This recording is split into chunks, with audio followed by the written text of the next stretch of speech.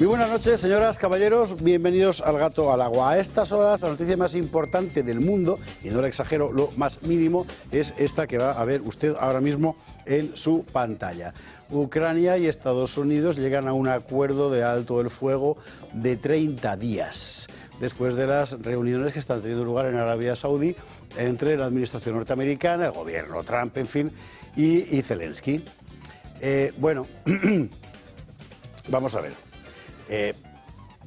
Usted sabe que nos encanta poner medallas, porque como nadie nos las pone, aquí desde el principio hemos contado que esto era un proceso largo, esto es una partida, que ahora todo el mundo iba a mover pieza y había que ver las jugadas, y que cualquiera que juzgara cada jugada como el final de la partida se estaba equivocando o estaba pretendiendo engañar a los demás. Hace unos pocos días, después de lo de la Casa Blanca, parecía que esto era ya el final y la guerra era mundial y teníamos que invadir Rusia con Margarita Robles en primera línea de frente con ese casco que tan gracioso le queda. Ahora estamos en esto, que es que efectivamente Ucrania y Estados Unidos acuerdan un alto el fuego de 30 días. Y está diciendo que los rusos han dicho que no lo aceptan. Los rusos ahora mueven su ficha. Usted imagínese que toda esta gente, los que están hablando ahora todos los días, hubieran tenido que contarnos el Congreso de Viena. O sea, Europa habría vuelto a la guerra de inmediato.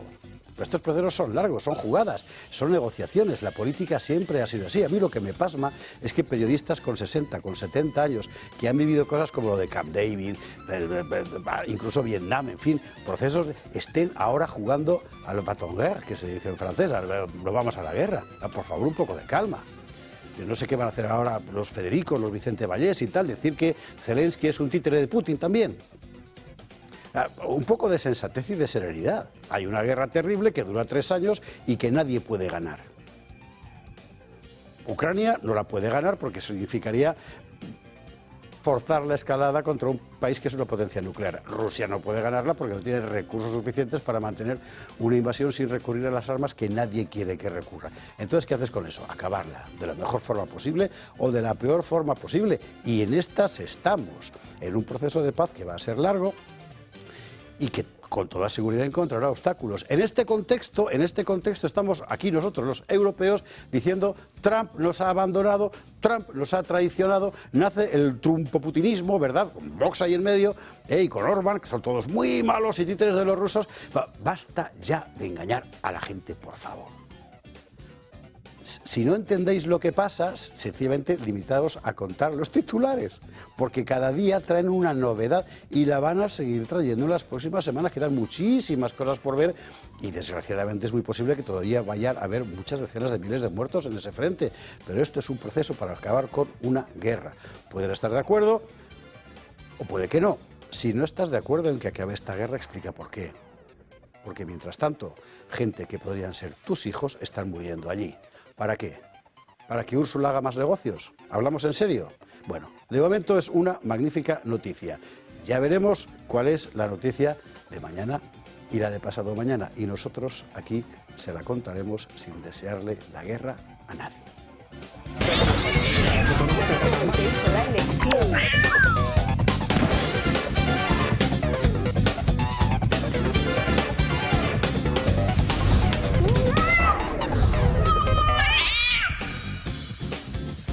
21:48, 20:48 en Canarias. Esta era una noticia muy importante del día. A efectos europeos, la noticia más importante seguramente esta otra que vamos a ver.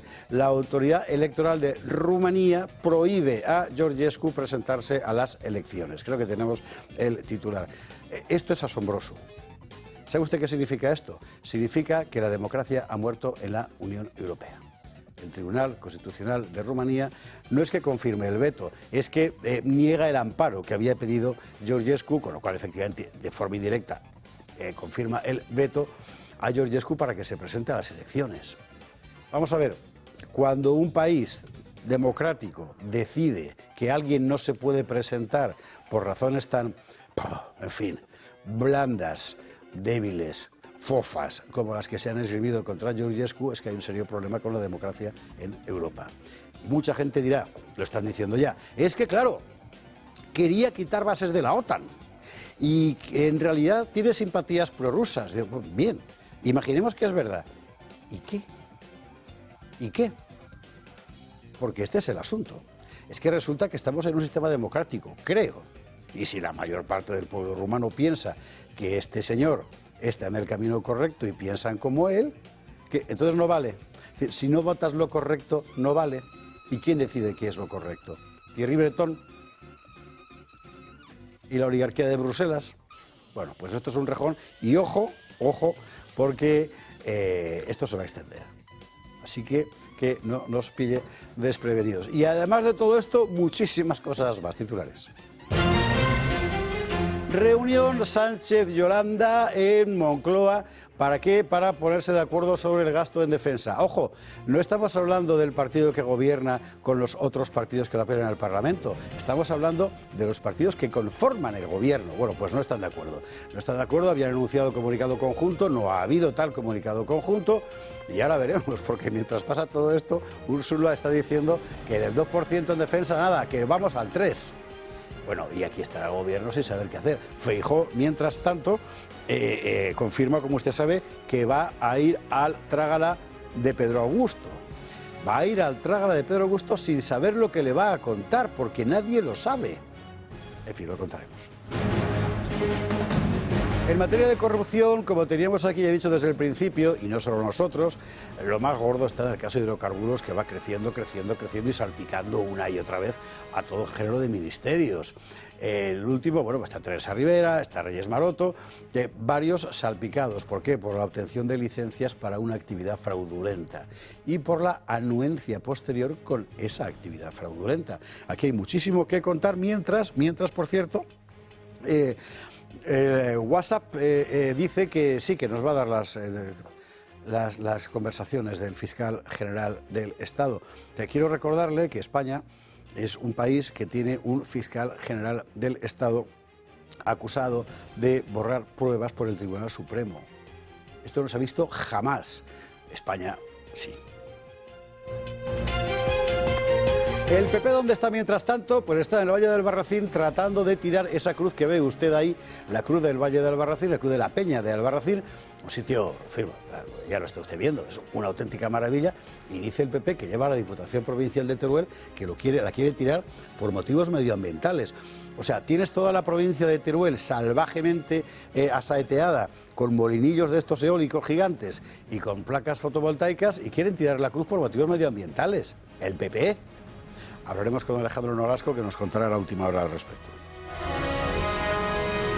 ¿Cabe más indecencia? Sí, siempre. Bruselas busca dinero para dárselo al gobierno yihadista sirio. Efectivamente, el 17 de marzo va a ser la jornada de donantes, que llaman en Bruselas. ¿Donantes para qué? Para forrar al gobierno de ese genocida que está matando cristianos, drusos y alauitas por millares a sangre fría en una... Es que no tiene otro nombre que genocidio. No se ha confirmado que el señor Al-Shara, antes Al-Yulani, cuando era terrorista, bueno, sigue siéndolo. Bueno, pero me imagino que cuando eres presidente eres un terrorista distinto, ¿no? Vale. No se ha confirmado que este vaya a ir, pero da igual, porque era otro miembro del gobierno yihadista sirio. Y Bruselas lo engorda. Y no dejaremos de hablar de ese día que cambió literalmente la historia de España, porque el 11M España descarriló, valga la figura, con todo lo que tiene de siniestro en este contexto. Es otro aniversario que pasa y es otro aniversario que pasa sin que sepamos toda la verdad.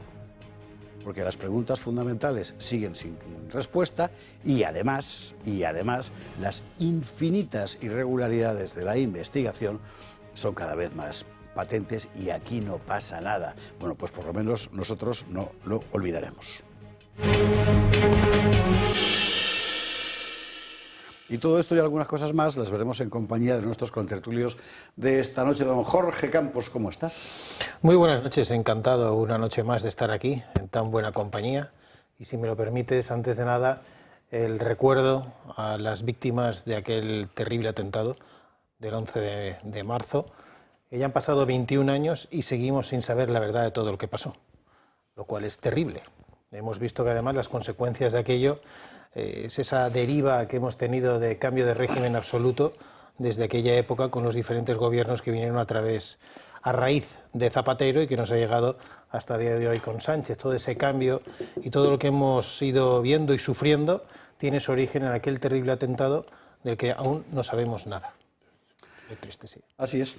Permítame, José Javier, que aunque todo sea así triste y algo alegre, que quiero saludar al señor von Serames, que es extranjero, pero es evidentemente taurino de pro. ¿Cómo dices que se llama? Von Serames. Serames es el apellido. Sí. El von es evidentemente alemán, pero el Serames, yo es que nunca he oído ese apellido en alemán. Pues ¿Cómo es se dirá? taurino de pro, está en Mallorca y además es seguidor de este programa, y de aquí le quiero saludar porque la verdad es que aquellos que nos siguen y encima es taurino, como yo, pues encantado de saludarle. Pues un fuertísimo abrazo, efectivamente. Jorge, bienvenido, buenas noches. Don Miguel Durán, ¿cómo estás? Pues encantado de estar otra vez entre vosotros en el programa con nuestros oyentes y cada día más entristecido por ver que es difícil que tengamos una salida a corto plazo del desgobierno que tenemos en nuestro país. Pero era Bismarck el que dijo eso de que España es un país tan fuerte que llevan siglos queriendo hundirlo y no lo consiguen. Eso es una frase atribuida a Bismarck, y yo jamás se la he visto a Bismarck, pero en todo caso, si no es vero, ben trovato, y sí, ¿por qué no? ¿Por qué no? Pues sí, no, lo que pasa es que estoy muy contento si finalmente se traduce en verdad, porque es un giro copernicano en la política de Google y de WhatsApp, eso de facilitar los mensajes. Si eso se llega a producir, ¿qué pasará si resulta después que vemos que también hay un mensajito de Álvaro García a don Pedro Sánchez? ¿Os imagináis? Pues yo no es que me lo imagine, es que tengo la entera certidumbre. Vamos. Bueno, pues si hay ese mensajito, vamos a ver qué hace en este caso mi admiradísimo magistrado de la Sala Segunda del Tribunal Supremo, don Ángel Hurtado, a ver qué podemos hacer con eso. Miguel, bienvenido, buenas noches. Doña Gabriela Camuñas, ¿cómo estás? Buenas noches, encantada de estar con vosotros otro día más y pues sumarme, ¿no?, al recuerdo emocionado de las víctimas del atentado del 11M y a sus familias. Y luego, pues recibir con alegría el alto al fuego, ya veremos qué es lo que pasa. Y me sumo también a una frase que decía el otro día Elon Musk de "Make kids, not war", que me pareció bastante... ¿Qué quiere decir? Pues que hagamos hijos, no la guerra. Aquí, pues efectivamente, que es distinto que hacer el amor y no la guerra. Exacto. Pues claro, digamos un paso más, ¿no? Exacto. Y ahí estamos. O sea, hacer el amor, pero con resultado. Pero con resultado, exacto. Con obligación de resultado. Con resultado demográfico. Ahí estamos. Porque hacer el amor sin resultado demográfico también es con resultado, Sí, vamos. efectivamente. Pero a efectos de, digamos, de civilización tiene otro sentido. Bueno, pero no quiero yo extenderme sobre eso porque no te me dirás que voy bordeando ya y estamos todavía en horario infantil, ¿no? Pues no lo sé. Sí, Hombre, no sé si quedan niños en España. Bueno, en fin, es maravilloso que siendo en la actualidad como es, todo el mundo se dará encantado de estar aquí. Y es maravilloso porque además el tema que vamos a traer ahora, con la persona que está cerrando mesa y con la que abrimos programa, sabe usted que es uno de los clásicos de este programa desde hace muchos años. O sea, desde los tiempos de Antonio Jiménez, que fíjese usted si ha llovido, sobre todo esta semana. Bueno, el tema de la equiparación salarial de policías y guardias civiles con las policías autonómicas, que es un escándalo descomunal. Es decir, la seguridad del Estado, en tanto que tal, descansa sobre dos cuerpos fundamentalmente. La Guardia Civil desde el siglo XIX, desde mediados, Gloria Narváez, y la Policía Nacional. La Policía Nacional, evidentemente, porque es la que está en todas partes. Sobre eso, luego, las oligarquías autonómicas han podido añadir policías regionales específicas. Mozos de Escuadra en Cataluña, Ertzaintza en el País Vasco. No la traduzco porque la traducción, según John Juariste, es bastante ridícula, así que lo voy a dejar. Lo que es impresionante es que tratándose de cuerpos policiales que cubren menos territorio con funciones más limitadas, sus salarios son enormes y en el caso de los mozos además también los paga Interior. Mientras tanto, guardias civiles y policías nacionales están pidiendo año tras año, decenio tras decenio, que se dice pronto, no privilegio, sino la equiparación, es decir, que se les pague como a los otros, por ejemplo, las jubilaciones, y no hay manera. Gobierno tras gobierno, PSOE, PP, PP, PSOE, se les niega sistemáticamente. Aún peor, cada vez que se plantea una mesa con representantes de estos cuerpos, en fin, para poder llegar a un acuerdo, son los propios gobiernos los que la boicotean, con las peores formas también, ¿eh? Porque en los últimos años, usted lo sabe porque aquí lo hemos contado, el propio ministerio mandando a sus elementos, ¿verdad?, a pinchar a unos contra otros para que al final fuera imposible llegar a un acuerdo, etcétera. Por aquí ha pasado Jupol, Jusapol, Jucil, la Confederación Federal de Policía, Sindicato Unificado de Policía, la Asociación Unificada de la Guardia Civil, todo el mundo, hace muchísimos años, siempre con el mismo problema, siempre sin solución. Entonces a alguien se le ha ocurrido una idea. Y esa idea básicamente es la siguiente. Bueno, planteemos la reivindicación, nosotros que somos policías y guardias civiles y familiares de guardias civiles, no como un elemento corporativo que tenga que negociar con mi superior jerárquico, porque al final ahí siempre llega alguien y te la clava, ¿verdad?, sino como una asociación civil que está pidiendo algo que es objetivamente de justicia. Y esto es lo que acaba de nacer con Equiparación Real. Eliud Vega, muy buenas noches. Buenas noches. Bueno, básicamente es lo que he explicado, ¿no? Es decir, nacéis como una asociación no corporativa. No vais a pleitear en una mesa sindical con el ministerio, sino que vais por otra vía. Exactamente. Visto los más de 30 años... Ahí enseña, esa portada hay que enseñarla. ¿Sí? Vamos a ver, si usted tiene mi edad, se acordará de esta portada. La primera vez que empieza a plantearse ahí, para que se vea bien, la vergüenza... esto era el año 95. 95. Noviembre del año 1995. Hace 30 años. Sí. O sea, de verdad. Bueno, y seguimos igual, ¿eh? Seguimos igual. Bueno, sí. perdón que te he interrumpido. Estabas exponiendo... Es que esa portada es sangrante, en fin. Sí, es sangrante. Antes de nada, agradecer al programa El Toro TV, agradecer a don Miguel, también al resto de contertulianos, el tener aquí presencia para presentar ante toda la ciudadanía española pues la creación de esta asociación civil, ciudadana, un movimiento cívico que hemos tenido que crear, y damos las gracias porque es muy importante ya que el movimiento estaba totalmente parado. De ahí que el nombre de esta asociación sea compuesto, Movimiento Reacciona, y segundo, por la equiparación real. Y dicho esto, también nos sumamos al recordatorio a las víctimas y los familiares del atentado del 11M. La vía, tal como yo lo he explicado, la verdad es que me entusiasma incluso a mí, pero y luego esto cómo se come, quiero decir, porque ahora va, que es la asociación, me hace muy bien, todo el mundo, en fin, normalmente está de acuerdo en esta reivindicación, y ahora el primer paso práctico, ¿cuál es? El primer paso práctico fue en diciembre del 2023 que realizamos la primera manifestación en términos de exigencia de cumplimiento del acuerdo fallido del 2018, y lo hicimos en Barcelona, con un recorrido bastante amplio. Luego siguió una concentración cuando asesinaron a nuestros compañeros en Barbate, a Miguel Ángel y a David.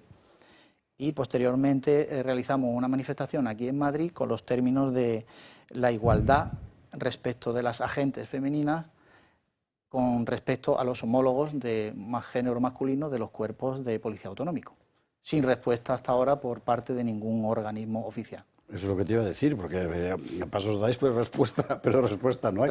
¿Cómo se fuerza una respuesta? Pues en nuestros canales de las redes sociales, que la llevan muy bien, por cierto, nuestro compañero, le mando desde aquí un saludo, compañero Ariza especialmente.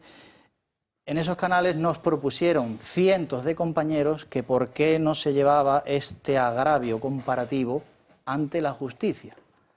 Entonces nosotros estuvimos madurando esa propuesta, estuvimos viéndola, analizándola, incluso votándola dentro de nuestra junta directiva, y vimos que era una vía correcta Es verdad que conlleva un poco de plazo, Sí, estamos extendiendo, aquí don Miguel nos puede Ahora decir, hablaremos, porque nos puede decir más o menos. es lo que usted estaba pensando. No está la Durán ahí en medio, está. Ahora nos lo contará. Está aquí, es el mayor artífice precisamente de esta hazaña que se pretende a nivel nacional, ¿verdad?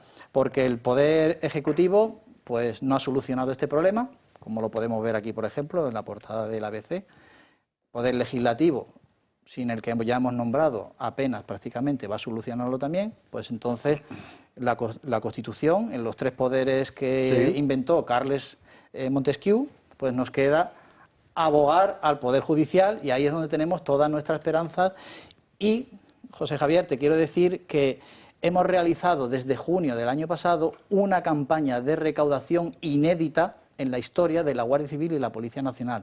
A día de hoy tenemos recaudados 95.300 euros para que el despacho que nos representa, Durán y Durán Abogados, que ya han iniciado los primeros trabajos en términos de exigir la equiparación real, pues son los que nos representan y en quien miles de compañeros tienen depositadas todas las esperanzas para que se pueda solucionar este problema. Ahora iremos al señor letrado, pero antes para hacer ver, usted lo sabe, pero hay que recordarlo una y otra vez, la gravedad del problema, me gustaría hablar de cifras en concreto, de lo que supone jubilarse un mozo de escuadra y jubilarse un policía nacional. Veíamos en redes ayer o anteayer, creo, la jubilación de un policía después de 44 años de servicio. Se va con una cantidad al año, pero bueno, infinitamente menor que la de un policía nacional. Estas cifras que tienes son de jubilación en 2024, de mozos y Guardia Civil y Policía Nacional. Vamos a enseñarla, porque además se ve muy bien el folio, esto que tienes aquí, el papelito. Sí, mira, José Javier, como aquí venimos como ciudadanos para reclamar en términos de retribución, ¿verdad?, la igualdad,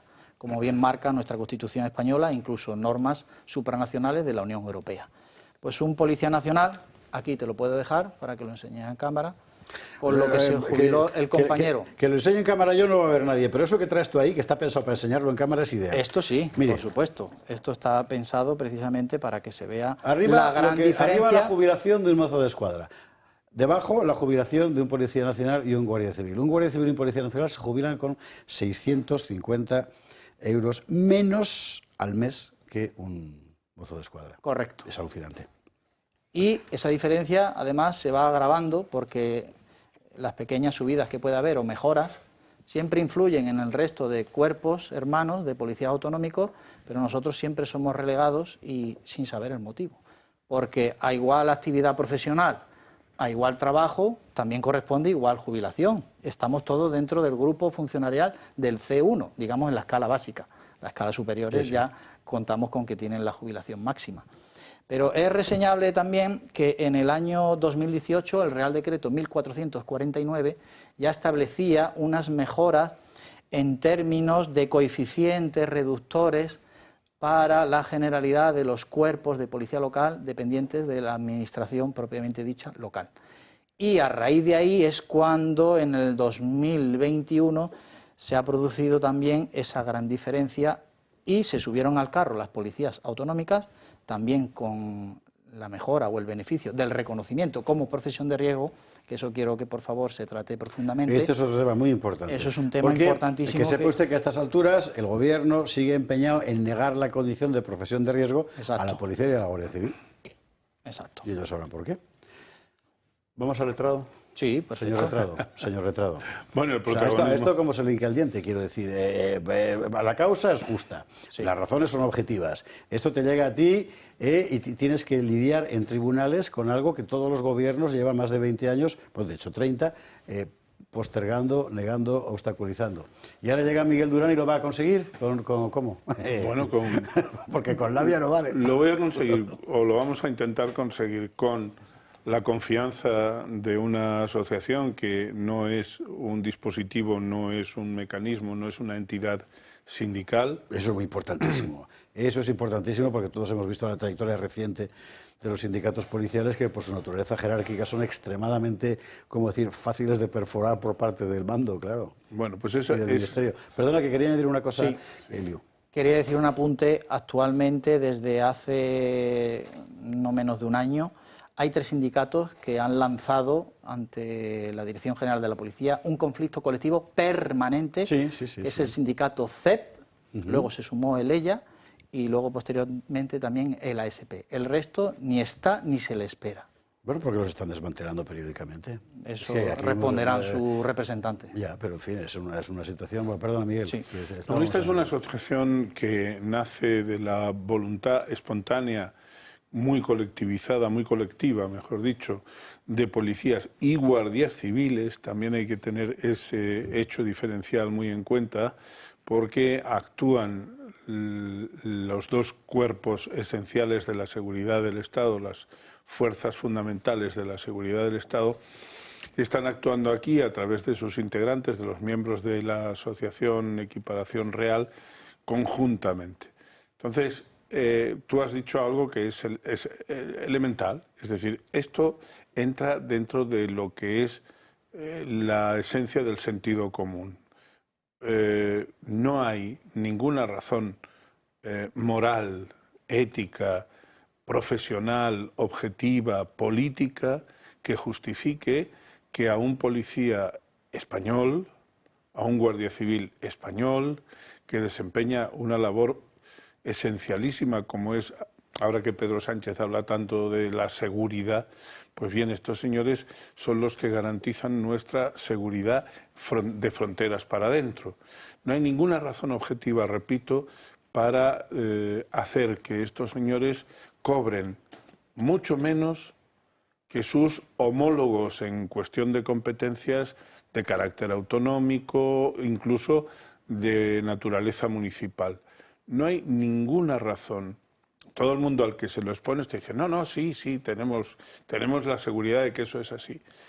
A los sindicatos que se prestaron a las pseudonegociaciones con primero el ministro Zoido en el año 18, claro, fue muy breve esa negociación, sí. Pero luego con el ínclito señor Marlaska, que Dios confunda, porque ese sí que ha traicionado, ha pulverizado todos los récords que pudieran existir de traidores a lo que es la causa fundamental de la defensa de las competencias del Ministerio del Interior.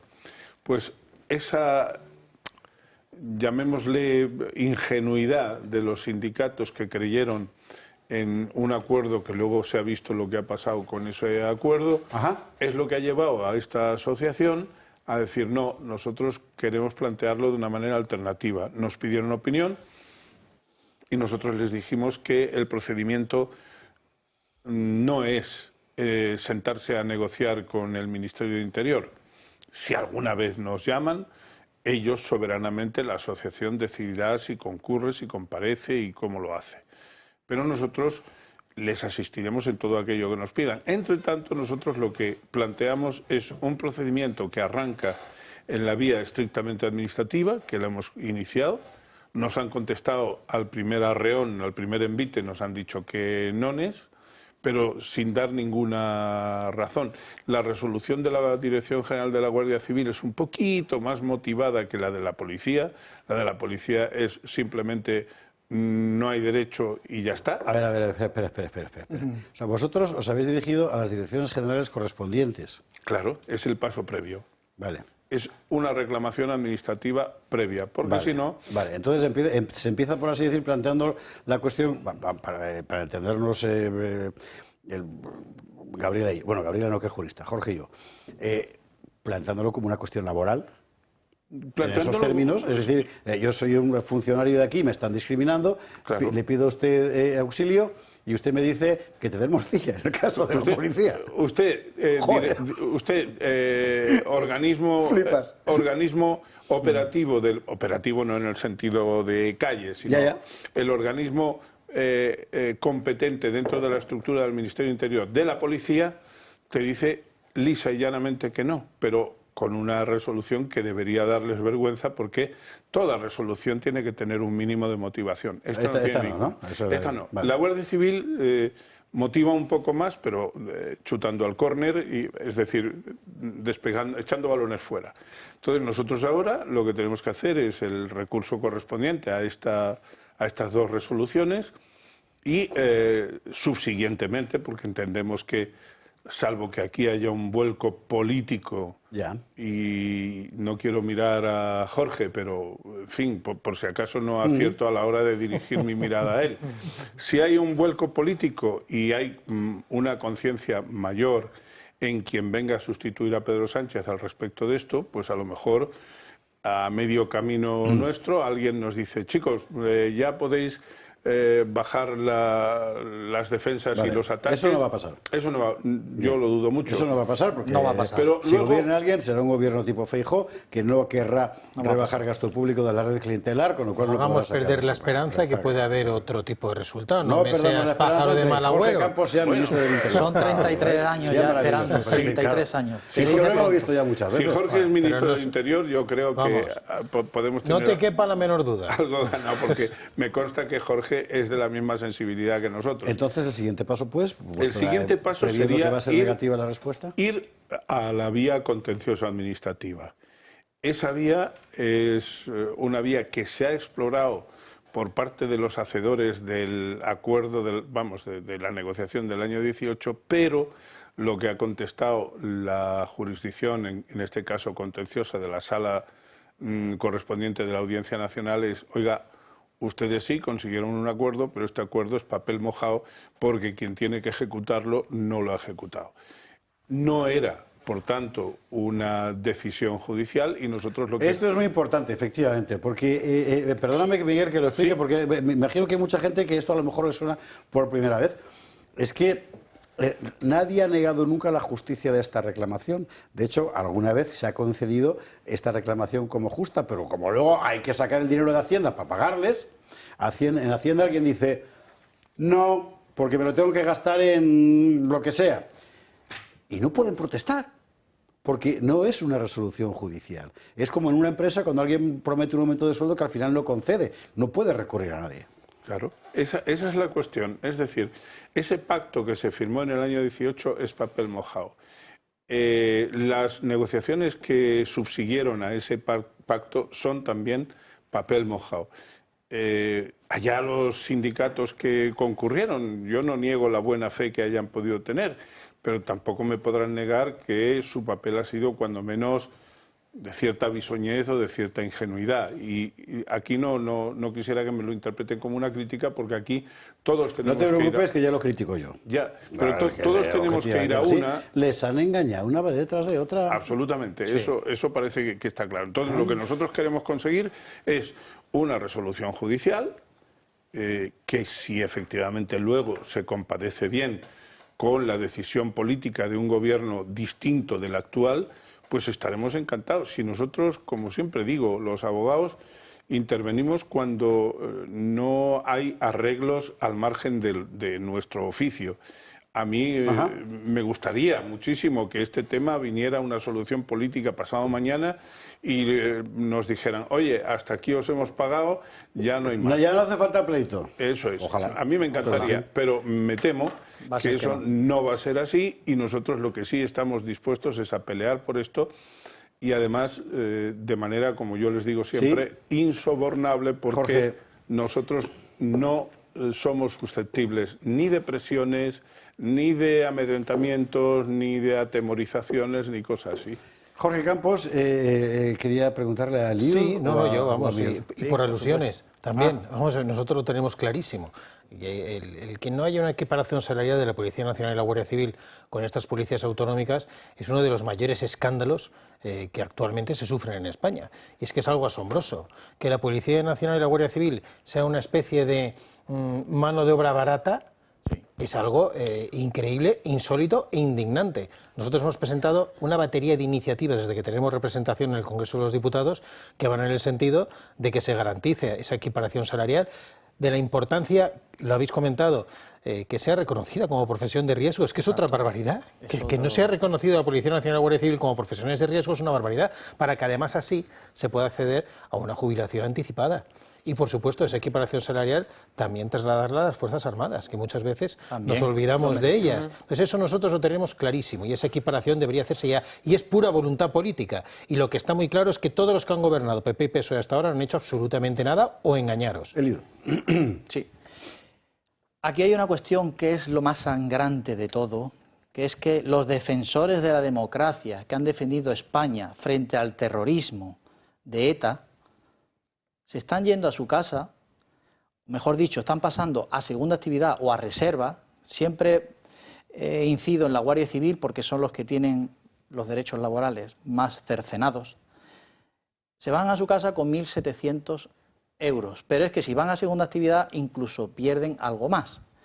¿Qué pasa? Que desde el año 2021 se están jubilando compañeros de todas las policías locales, de los ayuntamientos con solvencia económica, y también todos los cuerpos autonómicos con la máxima pensión, que son 2.358 euros, mientras que los grandes servidores, Guardia Civil y Policía Nacional, segunda actividad o reserva, desde los 58 años hasta los 65, pues tienen que alargar esa vida laboral para poder afrontar gastos que ya llevan agravados. Y con esto también quiero decir a lo que ha preguntado Jorge. Actualmente se le está pagando a un guardia civil, tarifa plana, 12 euros la hora extra.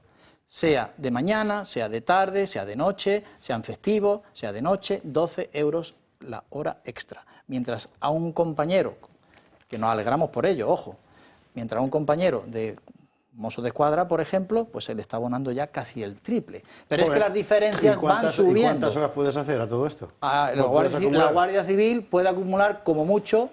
No lo entiendo porque hay ahí un régimen de variables que no se entiende muy bien, pero vamos a dejarla en 8 o 10 horas al mes, máximo. ¿Sí? Sí, máximo. Máximo.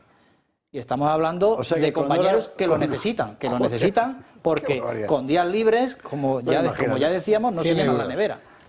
100 euros en el caso máximo. Sí, 100 euros en el caso máximo. Esta es la reivindicación que queríamos traer. Ustedes saben que para nosotros desde hace muchos años en esta casa editorialmente es una cuestión, es que es de justicia elemental, y un gobierno tras otro, porque el PP también, se lo han negado.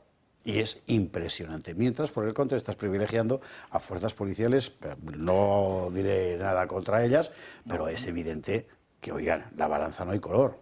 Bueno, pues esto es de pura justicia. Y el hecho de que se vaya a solventar precisamente en los tribunales de justicia, pues mire, era una vía inexplorada y ahora vamos a ir. Pero fíjate, equiparación real. Miguel Durán, cerramos tema y a la pública está mismo ya. Con un solo apunte. Hay en total unos 160.000 efectivos entre Policía Nacional y Guardia Civil. Si proyectáramos la repercusión económica que tendría esta equiparación real, es perfectamente asumible por un país en el que el presidente del gobierno maneja las decenas o las centenas de miles de millones como le da la gana. ¿Sabe usted cuánto ha gastado el Ministerio de Igualdad en 4 años? Lo sacó Pablo Cambronero hoy, 110 millones de euros. Bueno, pues con 110 millones de euros prácticamente cubriríamos del orden del 25% de lo que estas criaturas están reivindicando. Hombre, a mí me parece mucho más importante que es que aunque sean 1.500, 2.000 millones de euros, aunque sea eso, solamente las subvenciones mal dadas, injustificables, que padecemos en nuestro país, ya tendríamos más que suficiente para cubrir lo que aquí se está reivindicando. En fin, don Miguel Durán seguirá contándonos cómo va esta historia, porque esto es una batalla que no va a ser corta, pero en fin. Eliud Vega, gracias mil. Muchísimas gracias, y sabéis que tenéis aquí nuestro apoyo, como lo ha tenido siempre esta reivindicación, que es de justicia elemental. Muchas gracias a ustedes. Volvemos a incidir en lo mismo. Estáis dando voz, como muy bien ha dicho don Miguel Durán, a casi 150.000 efectivos que a diario dan su vida por la seguridad en este país al más alto valor y de una forma profesional inimaginable por ustedes. Nosotros sí la sufrimos en nuestras carnes a diario, pero se hace con mucho orgullo y con mucho valor. Y también quiero decirle a los compañeros, por así decirlo, en el minuto de oro, si se me permite. Venga. En este escudo, ¿vale? Es el escudo que menciona la equiparación real. Lo creó un amigo nuestro, Víctor Mila, al cual le mandamos un fuerte abrazo desde aquí.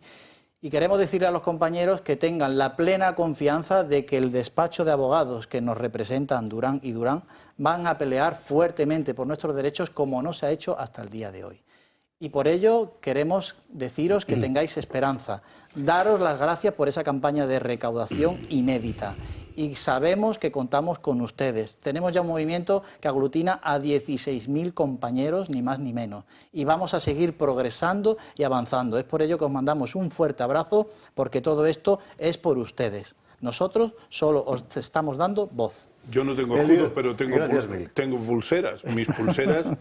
Cuidado que ahora son pecado, las pulseras. ¿Ah, sí? ¿Por qué? Sí, ¿a poco se quieren meter en la cárcel por vender pulseras en la mesa petitoria? Yo lo sé. Que imagínate. Pero bueno, aquí en nuestro caso no va a ser ese. No va a ser, no. Seguiremos informando, porque sabe usted que este asunto aquí siempre nos ha parecido prioritario.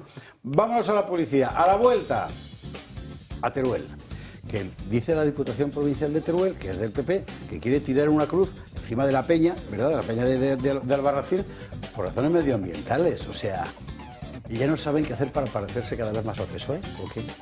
Bueno, Publi y a la vuelta hablamos. Controlar los niveles de azúcar es fundamental para tener una buena salud. Lo sabes bien si eres diabético de tipo 2 o prediabético, o tienes que controlar tu nivel de glucosa en sangre varias veces al día por distintas razones médicas. Hasta ahora esta prueba se hacía con los glucómetros tradicionales, analizando una muestra de sangre extraída tras un pinchazo en el dedo y midiendo el nivel de glucosa con una tira reactiva. Un proceso sin duda doloroso y molesto. Afortunadamente ya es posible conocer estos niveles de una manera más cómoda e indolora, gracias al innovador glucómetro sin pinchazo de Protege tu Vida, sin aguja, sin necesidad de realizar las molestas extracciones de sangre. Este nuevo sistema no invasivo obtiene un resultado igual de fiable con la ayuda de los rayos infrarrojos, metiendo simplemente un dedo en la pinza similar a la que mide el oxígeno en sangre, con resultados en pocos segundos. No lo dudes, llama al 973-0101 y mide tu glucosa en sangre sin pinchazos ni dolor. 22, 31, 21, 31 en Canarias. Vamos enseguida a lo de Teruel y, por supuesto, a lo de Ucrania. Claro, lo de Teruel es que tenemos a Nolasco esperando para que nos cuente esta historia abominable. Antes de empezar, querría recordarle, bueno, fundamentalmente a todos los que habéis llamado a SR Connect por el asunto de la presoterapia, gracias mil. Y ya veréis cómo la cosa funciona. Es que, de verdad, o sea, las ciencias adelantan que es una barbaridad, que decía de la Zarzuela. Y la idea de poder... a gente que tiene problemas de circulación permanentes, hacer que todo eso vuelva a funcionar. Bueno, esto es lo que hace SR Connect. Silverio, buenas noches. Muy buenas noches. La presoterapia. Sí. ¿Recordamos en lo que consiste para la gente que lo vea por primera vez? Exactamente. Bueno, la presoterapia consiste en aplicar una presión controlada, es una técnica de masaje, es un tratamiento que consiste en aplicar una presión controlada en distintas partes del cuerpo. Esto lo que busca fundamentalmente es generar un efecto de drenaje linfático, ayudar a mejorar el sistema de drenaje linfático y mejorar la circulación sanguínea. Esto normalmente se suele dar en centros médicos, en centros estéticos, son los tratamientos donde se suelen hacer. El problema que tienen es que normalmente son bastante costosos. Entonces lo que nosotros comercializamos es un equipo para que las personas puedan tenerlo en casa y en vez de tener que ir a las clínicas a gastar tiempo, a invertir dinero, etcétera, etcétera, pues que puedan hacerlo en su hogar de manera más económica. Intentar ayudar un poco con eso. La presoterapia tiene muchos beneficios y para que la gente pueda disfrutarlo en sus casas. Hay un clásico que es el de acabas el día, sea por razones de circulación, sea por el trabajo, sea por de circulación sanguínea, quiero decir. Y dice, ahora tendré que ir al fisio, pero es que no me puedo mover. Bueno, pues sí que se puede mover porque lo puede hacer usted. Y además son dos elementos diferentes, ¿no? Tres, porque tienes para piernas, tienes para brazos, tienes para cintura, para abdomen. Exactamente. Tenemos un accesorio para las piernas, las perneras, luego una faja. Y luego un accesorio para el brazo.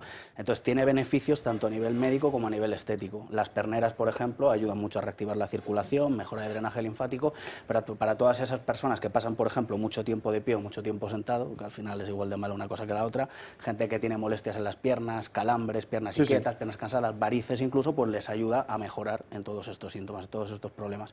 Y luego la faja que nosotros tenemos, que es una faja patentada, funciona de manera hipopresiva. Entonces lo que hace es generar un masaje en el vientre, ayudando mucho con temas de estreñimiento, digestiones pesadas, dolores lumbares, etcétera, etcétera.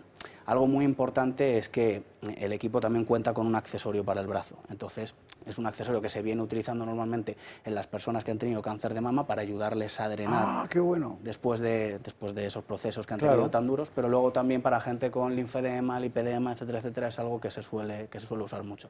Entonces, eso por un lado son unos beneficios orientados a tema médico. Luego tenemos unos beneficios más orientados a tema estético, por lo que la gente usa mucho la presoterapia también, y aparte de usarse en centros médicos y hospitales, se usa en centros estéticos, que son, por ejemplo, todo lo relacionado con celulitis, piel de naranja, etcétera, etcétera. Por ejemplo, las varices, que también son un problema médico, también estético, porque también se... Claro. Al final, pues, quedan Oye, feas. ¿y el aparato es el mismo? Es decir, para ¿qué tiene dentro? O sea, tú ves la funda, ahí dentro ¿qué hay? Bueno, básicamente es una unidad de control, ¿de acuerdo? Es el cerebro, como nosotros le llamamos, y a ese cerebro, a esa unidad de control, se le conectan 3 accesorios: piernas, cintura y brazal. Se hace cada uno por separado. Sí, exactamente. Dentro lo que tiene básicamente son unos compresores que funcionan de manera alterna. Vale, entendido. Entonces, pues trabajan O sea, generando esa presión. es el efecto masaje que de tal. Vale. Exactamente. Y es complicado de utilizar, es decir, pues esto lo tienes que hacer tú en casa. ¿Tiene algún riesgo? Una cosa eléctrica, joder, al final, como... No, realmente, vamos a ver, no tiene ningún tipo de riesgo, esto es algo seguro, es algo, bueno, es una tecnología que se lleva usando desde hace mucho tiempo, es parte fundamental de muchos tratamientos, de post-tratamiento, se usa en hospitales desde hace mucho tiempo, entonces la gente puede estar segura y estar tranquila de que esto es algo que no tiene ningún tipo de problema. Aparte, como tú bien decías, esto se conecta a la red eléctrica, pero nosotros no estamos conectados a la red eléctrica, que luego nos colocamos unos accesorios que funcionan a través de aire, por lo tanto no es que yo esté conectado a la red eléctrica. Es muy importante esto. Absolutamente nada. ¿Y con un mando a distancia cómo va eso? ¿Con un aparato tienes un...? Funciona a través de un mando a distancia, lo podemos usar en la propia unidad de control, pero luego, pues, como es lógico, es mucho más cómodo usarlo con el mando a distancia. De la misma manera que la televisión, tú te puedes levantar a darle a los botones que tiene detrás, pero si le das con el mando es mucho más fácil y mucho más sencillo. Esa es un poco la idea que tiene el equipo. ¿Podemos volver a ver, Raquel, las imágenes de las fundas, la faja y tal? Porque usted sabe que aquí estamos defendiendo permanentemente que la gente sea capaz de hacer en su casa, ahora que la técnica lo permite, lo que antes solo podías hacer en un hospital, en una clínica, etcétera. Bueno, es que esto, anda que no hay gente con problemas de circulación en las piernas. O sea, por a montones. Bueno, esto es una maravilla.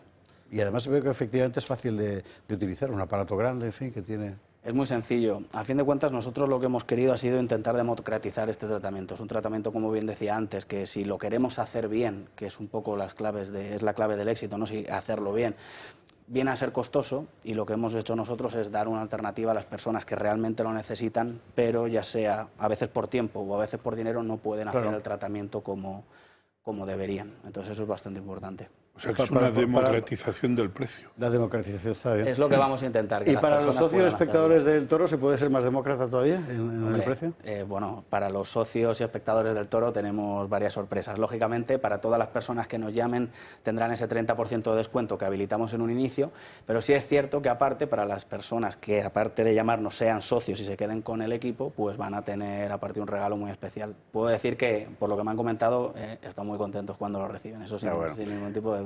625 139 580. Pueden llamar, tenéis WhatsApp también, ¿no? Además aquí en esto. O sea, pueden pueden contactarnos a través de WhatsApp, pues mire, de teléfono. De verdad no se lo piense. Por lo menos ya me pregunte. Repite el teléfono para los que no podemos leer la pantalla. Tienes toda la razón, Miguel. 625 139 580. Muy bien.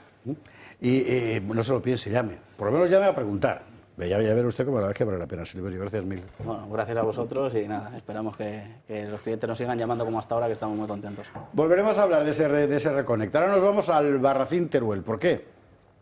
Usted sabe que en España la cuestión del derribo de cruces es un problema que ya no es una cuestión, como decir, de patrimonio artístico. Se ha convertido en una batalla política de primera magnitud porque tenemos un gobierno abiertamente cruzófobo o cristianófobo. Bueno, en este contexto, en Albarracín, que es un sitio maravilloso, muy bonito, una sierra preciosa, ¿verdad? Hay una peña majestuosa, donde hay una cruz, una enorme cruz, creo que son 3 metros de alto, erigida en el año 39, si no recuerdo mal, y que todo el mundo ha mantenido allí, a nadie le ha creado nunca ningún problema. Bueno, pues llega ahora la Diputación Provincial de Teruel, gobernada por el Partido Popular, y dice que la quiere quitar. ¿Y por qué dice que la quiere quitar? Pues por peligro medioambiental. Y tienes a la provincia de Teruel absolutamente plagada por todas partes de molinillos de estos eólicos, de plantas de placas fotovoltaicas, todo género de catástrofes medioambientales, pero lo que les molesta es la cruz de la Peña de Albarracín. Y yo me pregunto, ¿qué pasa en esas cabezas? Don Alejandro Nolasco, muy buenas noches. ¿Qué tal? Buenas noches, Javier, ¿cómo estás? ¿Qué pasa en esas cabezas? Mira. Que es complicado entenderlo, ¿eh? Bueno, lo que pasa en esas cabezas no lo sé. Hay mucha mala leche, mucho odio y sobre todo excusas, ¿no? Bueno, esta peña se llamaba Peña Botadera. Está, como tú muy bien dices, en la sierra de Albarracín, pero en el término municipal de Bezas. Es una cruz, efectivamente, del año 39 y hay abajo escrito, bueno, que lo han borrado en parte, pero escrito en recuerdo del 135 Batallón de Bailén, 18 de julio de 1939, año de la victoria. La palabra victoria alguien pues la ha picado y no se ve. Pero bueno, es una cruz y de hecho desde entonces se llama Peña de la Cruz, no Peña Botadera. Bueno, pues quieren tirarla, y digo tirarla porque dicen cambiar de emplazamiento, pero una cruz de esas tienes que romperla para quitarla, es imposible. Claro. Maniobrar ahí. Y ya tenemos la experiencia, porque en Villalba Baja, que es un barrio pedáneo de Teruel, la alcaldesa Emma Bug del PP, en lugar de resignificar la cruz que había, que era muy fácil, poner una pequeña plaquita a todos los fallecidos durante la Guerra Civil, ya está. Pues el gobierno de Lambán se la hizo tirar y la tiró. Bueno, querían cambiarla de sitio, pero ¿qué pasó? No, es que está muy deteriorada. Entonces, ¿qué pasa? Porque se partió en 5 cachos y acabó en la escombrera, como seguramente acabará esta. ¿Cuál es la excusa que ponen Medio Ambiente del gobierno de Aragón y de la Diputación Provincial? Bueno, pues que actúa como un pararrayos y que han caído 2 rayos en 80 y pico años. Pero es que ahí se ve bien, en ese vídeo, que es que hay un pararrayos a 1 metro. O sea, ese palito que está al lado de la caseta del guarda, es que es un pararrayos. Y además le falta la parte de arriba, un poquito. Era más fácil cubrirlo de hormigón y poner algún material aislante para rayos para asegurar la cruz. Bueno, pues la decisión es tirarla. Yo lo dije en el vídeo, digo, seguro que si fuera una media luna islámica o cualquier tipo de mezquita antigua, lo he dicho así de claro, no te dirán huevos a tirarla. Y es curioso, pero es que en estos 4 años ha tirado más cruces los gobiernos del PP que los del PSOE, cuidado, y siempre con excusas. La otra porque se les olvidó, se les pasó el plazo para resignificar la cruz, una cruz que ya nadie se acordaba que era de la Guerra Civil, me refiero a la de Villalba Baja. Y esta cruz, ahora, bueno, pues porque por peligro medioambiental, que es un camelo, o sea, decir, porque entonces, bueno, si la cúpula de San Pedro del Vaticano, o por ejemplo, la Kaaba, ¿no? Que es el meteorito ese que está en la Meca, que por cierto atrae a los rayos, ya que doy algún rayo, pues entonces vamos a picarlo, vamos a tirar también San Pedro del Vaticano. O sea, es algo totalmente demencial. Y nos hemos enterado que esta tarde ha sido el pleno del Ayuntamiento de Bezas, porque está en el término municipal de Bezas, y lo que les han dicho desde la parte del director general de Medio Ambiente ha sido lo siguiente: miren, si no tiran la cruz, todos los vecinos y el ayuntamiento va a ser responsable si algún día pasa algo, que no sé hasta qué punto eso es legal o se puede decir. Con lo cual, la votación ha acabado con 33 personas, porque eso es concejo abierto, es un pueblo de menos de 100 personas y por tanto todos los habitantes son, o sea, censados, son como si fueran concejales. Entonces, 33 han votado a favor de quitarla y 1 abstención. Porque, claro, están asustados, les han dicho, hombre, a ver si se va a pegar fuego la sierra y va a ser culpa nuestra. Es decir, han caído 2 rayos y evidentemente no ha pasado absolutamente nada. Bueno, que hubo, según el guarda que estaba allí, que pudo recibir heridas, pero evidentemente no sé qué guarda o qué persona se sube allí cuando hay una tormenta de rayos. Pero bueno, en cualquier caso, es una excusa más porque son unos talibanes. Primero porque desprecian la historia, o sea, es decir, les da absolutamente igual y no la conocen. O sea, es decir, en esto el PP es como el PSOE. El PSOE quizás tiene un odio hacia la historia y es más selectivo en cuanto a la historia, pero el PP la desprecia, está a otra cosa, está en destruir el maestrazgo y está en destruir la provincia de Teruel con molinos y con placas al servicio pues, de los fondos daneses o de Forestalia o de otras empresas, aunque se carguen el paisaje. Es que imaginemos que en ese paraje que ustedes ven ahí ya no hay cruz y dentro de poco habrá molinos y habrá placas, quizás, seguramente. Es decir, pues claro, están en el negocio, están en otra cosa, o sea, les da igual. No es que algunos dicen, es que no tiene un valor artístico, bueno, pero tiene un valor histórico, es una cruz que va a hacer casi 100 años, es una cruz importante. Bueno, pues con esa excusa la van a derribar, no cambiar de sitio, porque digo que en el emplazamiento en el que está es imposible maniobrar y evidentemente una cruz de hormigón cuando la vayan a retirar, pues la van a romper. Es decir, y es que ya casi no quedan cruces en la provincia de Teruel. O sea, es decir, la de Villalba Baja y estas son las últimas, por no decir las 2 últimas, igual queda alguna más. Bueno, sí, queda la de la cruz del seminario de Teruel, de la plaza del seminario de Teruel, en honor a la batalla de Teruel, que está hecha, según dicen, con el plomo que se forjó, o sea, que se usó el plomo de las bombas y de los proyectiles y de las balas de la batalla de Teruel. La izquierda siempre ha querido quitarla, pero el PP ahí sí que no se atreve porque es una rejería artística por cierto, proyecto del hijo de Matías Abad, fusilado, por cierto, por los republicanos en Teruel. Entonces esa no quieren, pero el PP durante 40 años también la ha dejado en un abandono total, se han caído los faroles que había alrededor, ya no hay ninguna placa, ya no hay nada, es decir, está una cruz al lado de la Torre de San Martín que también les molesta. Por tanto, esto es un atropello enorme y va a ser derribada, como digo, seguramente en pocos días, y además será con nocturnidad y alevosía, porque tampoco van a informar de cuándo se derriba la cruz para, pues para que no nos enteremos. Pero yo digo, es un acto de talibanes. Ahí me recuerda, Javier, a la voladura de los budas de Manglán. Aquellos, efectivamente. Sí. Pero Alejandro, vamos a ver, ¿qué se puede hacer para evitarlo? O al menos para que se lo piensen dos veces, que la gente se entere, imagino, porque esto, claro... Bueno, hemos contactado esta misma tarde con Marta Castro, con nuestra responsable jurídica del partido, y vamos a tomar seguramente algún tipo de medida a ver qué es lo que podemos hacer para frenarlo. También hemos recibido llamadas de personas que se han puesto en contacto pues, con, por ejemplo, abogados cristianos para ir a ver qué es lo que se puede hacer, ¿no? Porque, claro, es que es una excusa absolutamente peregrina. Oye, y si le falta un cacho arriba a la cruz, ¿no sería más fácil volver a rehacerla y poner arriba, digamos, algún elemento aislante por si acaso, aunque esté el pararrayos o un metro, o cambiar el pararrayos y ponerlo de máxima potencia? O sea, habría 1000 opciones. No, la opción es tirarla. Ya digo, previa amenaza a los vecinos. Digo, ustedes votan a favor, o si ustedes votan en contra de quitarla y pasa algo, el responsable va a ser el ayuntamiento. Claro, pues los vecinos han votado a favor de cambiarla de sitio. Que seguramente, yo no he estado en el pleno, pero seguramente no habrán usado la palabra derribar. Exactamente, por supuesto, claro. En fin. Alejandro Nolasco, gracias mil por traer aquí esta historia y que seguiremos con atención, por ese tipo de batallas en las que no se puede dar un paso atrás. Gracias mil. Seguiremos luchando. Gracias, buenas noches. Buenas noches. Qué cosas, ¿eh? La clave está en lo que él ha dicho.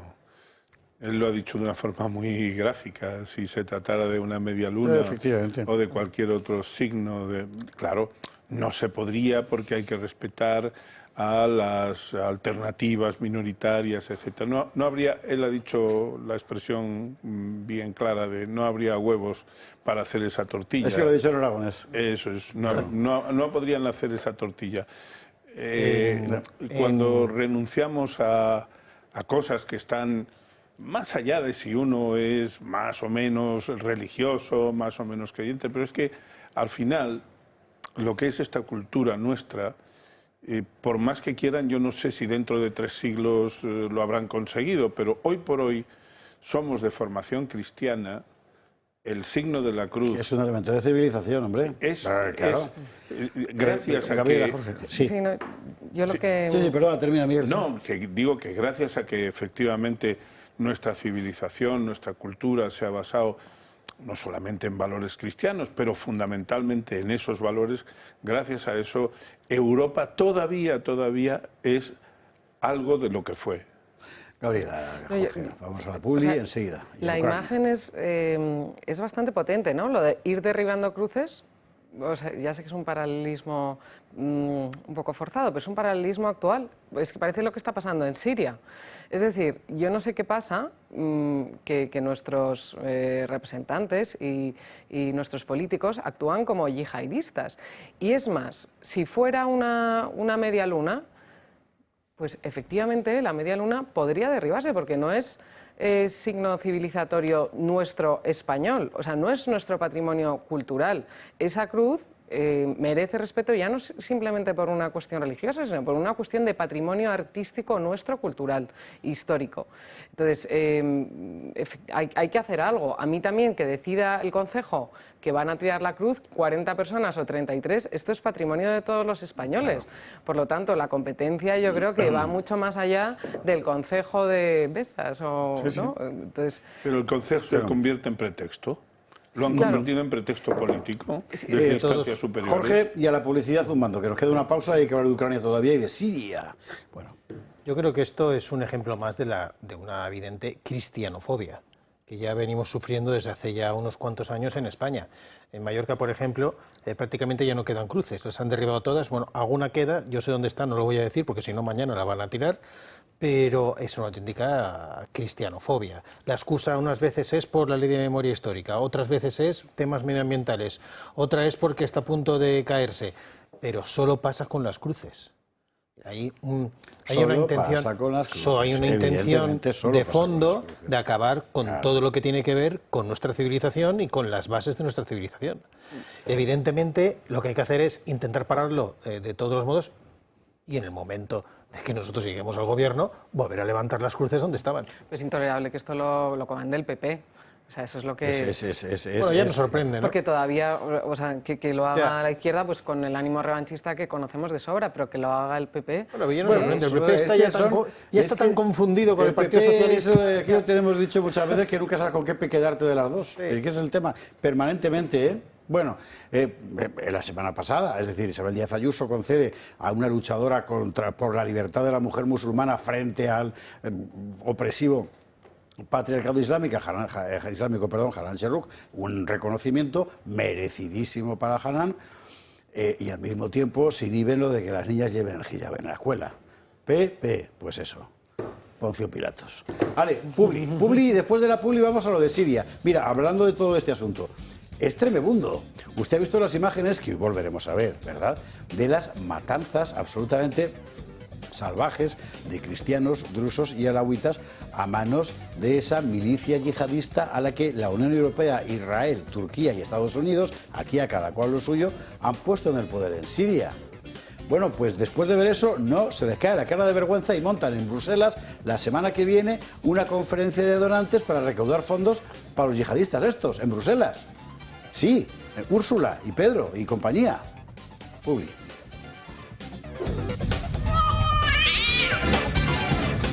22:55, 21:55 en Canarias. Vamos con el Diablo Mundo. Pues hoy ha pasado de todo y muy importante. Uno, lo de Ucrania, por supuesto. Ucrania acepta un alto el fuego de 30 días después de su reunión con los enviados norteamericanos en Arabia Saudí. Es el siguiente movimiento dentro de un tablero de ajedrez que empezó hace mucho tiempo antes, desde luego, de la reunión de Zelensky y Trump en la Casa Blanca. Veremos cuál es el siguiente movimiento. Ahora Rusia dirá que no. Me han dicho por ahí que ya ha dicho que no. Bueno, no lo he leído, pero es lo más probable. ¿Por qué? Pues porque Rusia ahora va a decir, bueno, no. Alguien llamará de Washington para decirle, ¿qué necesitas para que diga que sí? Pues tal y no sé qué. Y se lo encontrarán. Esto funciona así toda la vida de Dios. Claro. Lo cual, en fin, convendría que lo tuvieran en cuenta todos estos fervorosos belicistas que nos rodean en las últimas semanas, que es una cosa asombrosa. Sí. Dos. Lo de Rumanía es increíble. O sea, en un país de la Unión Europea se anulan unas elecciones y después se le prohíbe presentarse al tipo que las ganó. Y si tú dices, hombre, es que, estaba pagando prostitutas con dinero público. No. Es que tenía a su mujer que le había montado una cátedra fake. Tampoco. Es que había revelado secretos oficiales por razón de eso. Tampoco. En realidad el acta de la acusación, hay que recordar, es la supuesta financiación rusa de una campaña de publicidad en TikTok. Es eso. O sea, lo mismo que hace Soros por todas partes. Esto es alucinante. O sea, oiga, que es un país de la Unión Europea. Bueno, y en este contexto, en la Unión Europea, lo de Siria, que es para no creerse. Ayer contábamos aquí, en un vídeo estupendo de Yago Soler, lo que está pasando allí de verdad, que está vendiendo, felizmente ya han parado, creo, el régimen, ¿verdad?, como combates. Combates nada, están yendo a las casas a matarlos.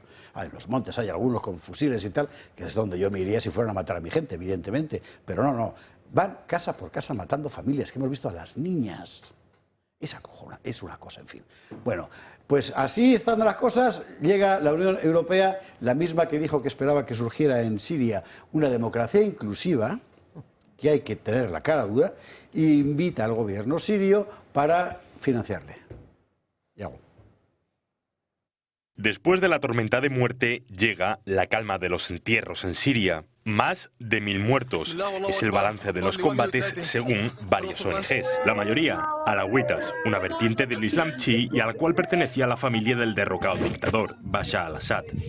La ONU denuncia ejecuciones arbitrarias cometidas por ambos mandos y pide investigaciones, algo que acepta realizar Damasco. La Unión Europea exige que se respeten a todas las minorías y religiones y sigue el camino de estrechar los lazos con el nuevo líder sirio, Ahmed al-Sharaa, un antiguo miembro de una filial de Al-Qaeda en Siria. El Parlamento Europeo votará mañana sobre la necesidad de apoyar la transición y reconstrucción del país, y el próximo lunes se celebrará en Bruselas la 9ª conferencia de apoyo a Siria, donde, en un principio, acudirá el ministro de Exteriores del nuevo régimen. Desde hace más de 10 años, Siria tiene una serie de sanciones impuestas al anterior régimen de Bashar al-Assad tras gasear y bombardear indiscriminadamente a la población. Hace escasas semanas, los 27 aprobaban levantar algunas restricciones tras rápidos contactos, y entre ellas figura la palabra energía y gas. Desde 2009 al-Assad se negaba a que un gasoducto proveniente de Qatar y con destino a Europa pasase por suelo sirio, ya que perjudicaría al gas de su aliado, Rusia. Ahora, con un nuevo régimen en Siria y Europa sin apenas gas ruso, esta carta puede ser usada por Damasco para acercarse a Bruselas. Yo no digo nada, que lo diga Gabriela, porque a mí esto me revuelve el estómago. No, aquí llegamos a la conclusión, ¿no?, de que muchas veces cuando se criticaba, ¿no?, a este tipo de autócratas, pues Gaddafi, Bashar al-Assad, pues tenemos que ver que de repente llegan otros peores, ¿no? También vimos en Libia, cuando derrocaron a Gaddafi, que, oye, pues que degollaban a coptos en Egipto, ¿no? Pues esto está pasando aquí. El tema, bueno, pues espeluznante, ¿no? Las imágenes de crucifixiones, de agresiones a niños, pues es espeluznante. Sí que creo que debe haber una intervención urgente en Siria para salvar a estas minorías y en defensa de los cristianos que están ahí en Siria. Hay una hipocresía absoluta, ¿no? En todos aquellos que celebraron la caída de Bashar al-Assad nos hemos dado cuenta, pues, que hay en ciertos territorios que a lo mejor, pues casi es mejor una autocracia que se cometan estas barbaridades, estos crímenes que no tienen nombre. Por cierto, hemos visto a gente, hay testimonios, que están huyendo a las bases rusas. Sí, efectivamente. Se han abierto las bases rusas para poder acoger a los cristianos, drusos, alawitas, etc. Los alawitas son musulmanes, es una facción chií, como ustedes saben, en fin. Entonces, bueno, pues la hipocresía más absoluta, ¿no? Y la falta de coherencia también en política internacional. ¿Que hay que dar fondos a Siria? Pues no sé, hay que hacer algo, hay que intervenir en Siria, hay que salvaguardar a esta gente que está siendo brutalmente asesinada. Pues no sé bajo qué programa o bajo qué paraguas, pero en defensa de estas minorías y sobre todo de los cristianos. Así es. Ahí en el vídeo, gracias, porque decía que mañana en el Parlamento se tratará sobre la transición en Siria. Digo, es la transición a ser yihadistas salvajes, que es la única transición que se puede producir ahí en estos momentos. Con lo cual, lo que habría que hacer es justo lo contrario de lo que se pretende, que es enviar fondos a ayudar a este gobierno sirio. Hay que acabar con toda ayuda para que estos salvajes no sigan cometiendo estas atrocidades. Que, por cierto, son las atrocidades que también otros salvajes islamistas, yihadistas, cometen ya desde hace años, por ejemplo, en países como Nigeria, donde el genocidio de cristianos es abrumador y donde muy pocos medios de comunicación se hacen eco de ello. Yo creo que aquí es de los pocos programas donde, cuando se derrocó al anterior gobernante sirio, ya se dijo que cuando la Unión Europea estaba diciendo que bienvenido el gobierno inclusivo, aquí decíamos, ojo que son yihadistas. Exactamente. Bueno, pues es que en muy pocos sitios se ha dicho. Ahora estamos viendo las atrocidades de un país que está bajo la presidencia de un señor que es un terrorista de Al-Qaeda. O sea, no es que ahora por ponerse una corbata no ha cambiado. Y de hecho ahí están los hechos. El genocidio es tremendo. 1000 personas han muerto en los últimos días. Por supuesto no habría que dar ningún fondo a Siria y lo que tendríamos que hacer de una vez por todas es llamar y tener claro lo que está pasando en todos estos países, que son países que en manos de yihadistas cometen estas atrocidades. Por cierto, yihadistas que están aquí, que están en nuestro país, que están en España, que están en toda Europa, estos mismos que cometen estas atrocidades. Hasta que no nos metamos en la cabeza de que ni uno de estos elementos puede entrar en Europa y que lo que hay que hacer precisamente es combatir estos regímenes ahí donde existan, estamos perdidos. Pues estamos al revés. Yo, si me permitís con brevedad, siempre me he conducido con un razonable escepticismo respecto de lo que me venden en relación a estos países en su evolución política. Pero ese escepticismo ya natural en mí a partir de la dichosa primavera, recordáis, de 2011, en donde lo que se nos vendió pues es que poco más o menos que se iba a democratizar no solo el Magreb, sino a Egipto, todo eso. Claro. Eso es lo que se nos vendió. Efectivamente. Y nos tuvimos que autoatracar de argumentos de esa naturaleza, de ese jaez, para más o menos decir que sí, que países de la OTAN, efectivos de la OTAN, tomaran parte directa y además beligerante en todo lo que sucedió allí. En particular, anda que Francia, por ejemplo, no se empleó a fondo con su aviación en Libia. Bueno, pues yo no me creo ya desde ese tiempo, no me creo nada. Pero además se ha instalado en mí, lo digo porque creo que tengo base para decirlo, una desconfianza cuasi absoluta respecto de las posiciones que Bruselas, ese ente abstracto que denominamos Bruselas... Pensaba que ibas a decir Bruselas S.A.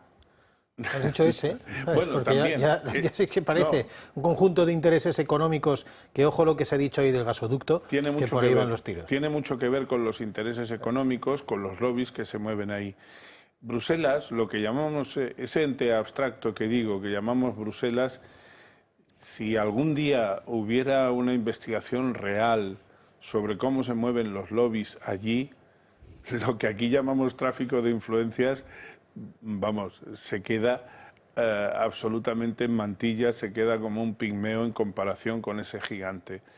A mí cuando Bruselas toma postura, es que yo no me los creo. Es decir, vale, yo no soy anti-europeo, porque si no enseguida van a decir... Los antieuropeos son ellos, son la ellos. impresión, claro. Yo querría una Unión Europea que funcionase con mucha transparencia y sobre todo que lo hiciera mirando por los verdaderos intereses de los ciudadanos europeos. Esto nos lleva al asunto del gasto en defensa. Sí, iremos Vamos a hacer la transición. Pero sí, venga. La Bruselas que estamos padeciendo es una Bruselas a la que cada vez más le gusta la idea de que Europa sea Eurabia. Y ahí está uno de los grandes problemas. Perdón por la autocita, pero yo hoy en Gaceta publiqué un artículo sobre la cuestión del enemigo. Francia, Alemania, Bruselas, en fin, o sea, Rusia es el enemigo. Vale, el único.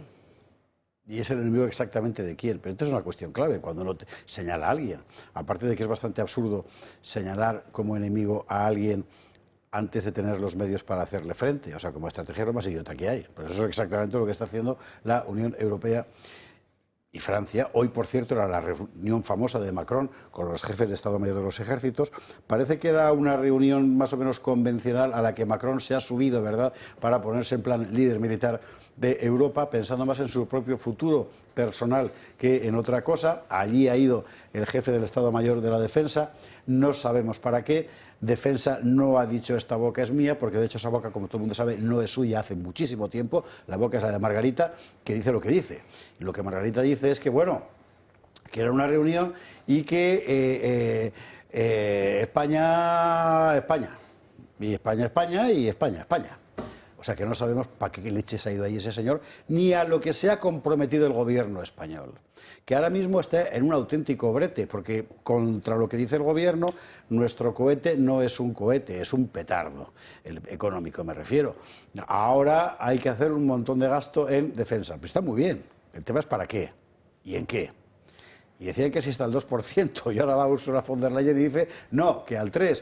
Vamos a ver, la supervivencia de Sánchez consiste básicamente, lo sabe todo el mundo, ¿verdad?, en que la oligarquía de Bruselas le consiente todo en términos de gasto público y déficit, porque siempre dice sí a todo lo que le mandan. Que por eso estamos como estamos, con nuestro campo como está, nuestra pesca como está y nuestra industria como está. Bueno, y a esto no va a poder decir que sí, porque no tiene de dónde sacarlo. Un 3% en defensa, ¿de dónde lo saca? Es que no podemos, salvo que podría. Sí puede, salvo que rectifiques enteramente el diseño del poder, Claro. que no puede porque vive de él. Así que hoy ha recibido a su vicepresidenta Yolanda Díaz dentro, en principio, de la ronda de contactos con grupos parlamentarios, de esa ronda de la que se ha excluido a Vox. Porque al parecer, si hay guerra, los hijos de los de Vox no van a ir a pelear, ¿no? Van a ir a la niña de Sánchez. Bueno, ¿y qué es lo que ha sacado de allí?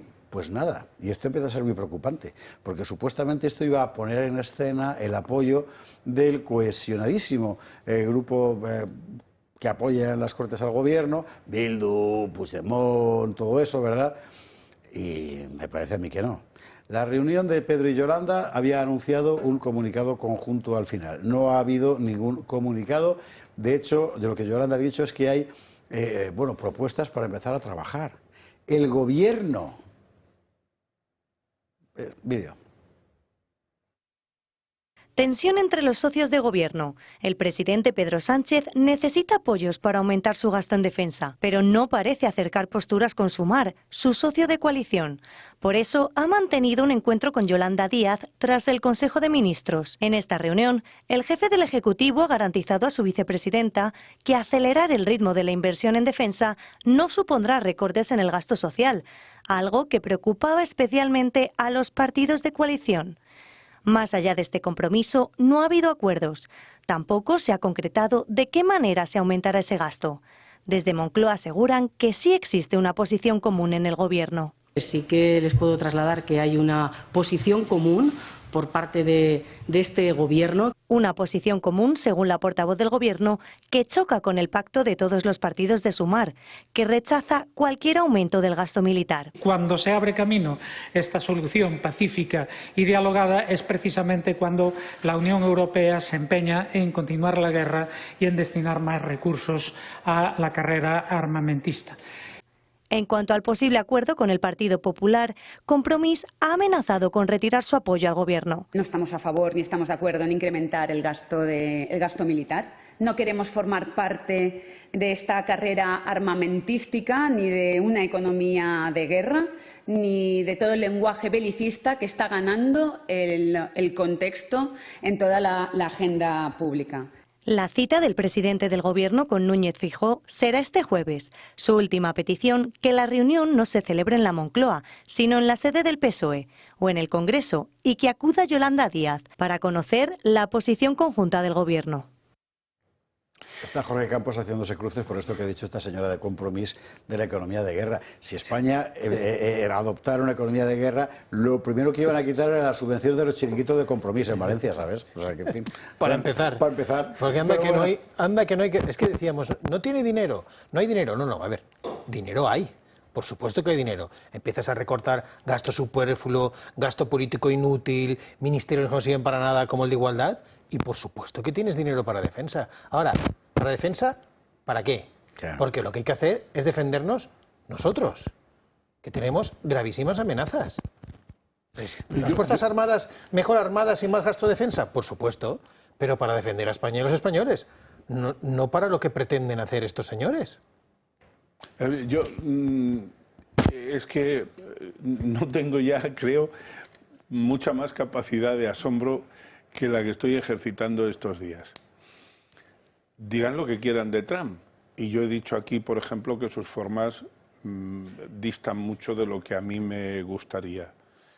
Pero lo cierto y verdad, si analizamos el tema desde una perspectiva de fondo, de lo esencial, vamos, de lo mollar, es que el señor Trump está diciendo: señores de la OTAN, se acabó lo del primo zumosol. Yo no voy a pagar el banquete. Voy, en todo caso, a quedarme en una posición airosa, más o menos, pero ustedes van a tener que pagar toda esta fiesta. Y además, como ustedes no tienen industria militar propia, industria armamentística propia, ustedes van a tener que subir, y ya nos lo están digiriendo, ya lo estamos deglutiendo, van a tener que subir su contribución, su gasto en defensa. Pedro Sánchez dice en seguridad, en defensa. Y además, cuando lo hayan subido, me lo van a comprar a mí, porque no tienen más remedio que comprármelo. Claro. De momento me lo tienen que comprar a mí. Luego, si ustedes, andando los años, hacen todo lo que tienen que hacer para desarrollar una industria armamentística propia, pues ya discutiremos. Pero de momento en la carrera armamentística quien lleva la delantera es quien la lleva. Todo eso es lo que el señor Trump, poquito a poco, birlando, va consiguiendo hacer. El 3% que doña Úrsula dice en el caso español, estaríamos hablando de 30.000 millones, millón arriba, millón abajo.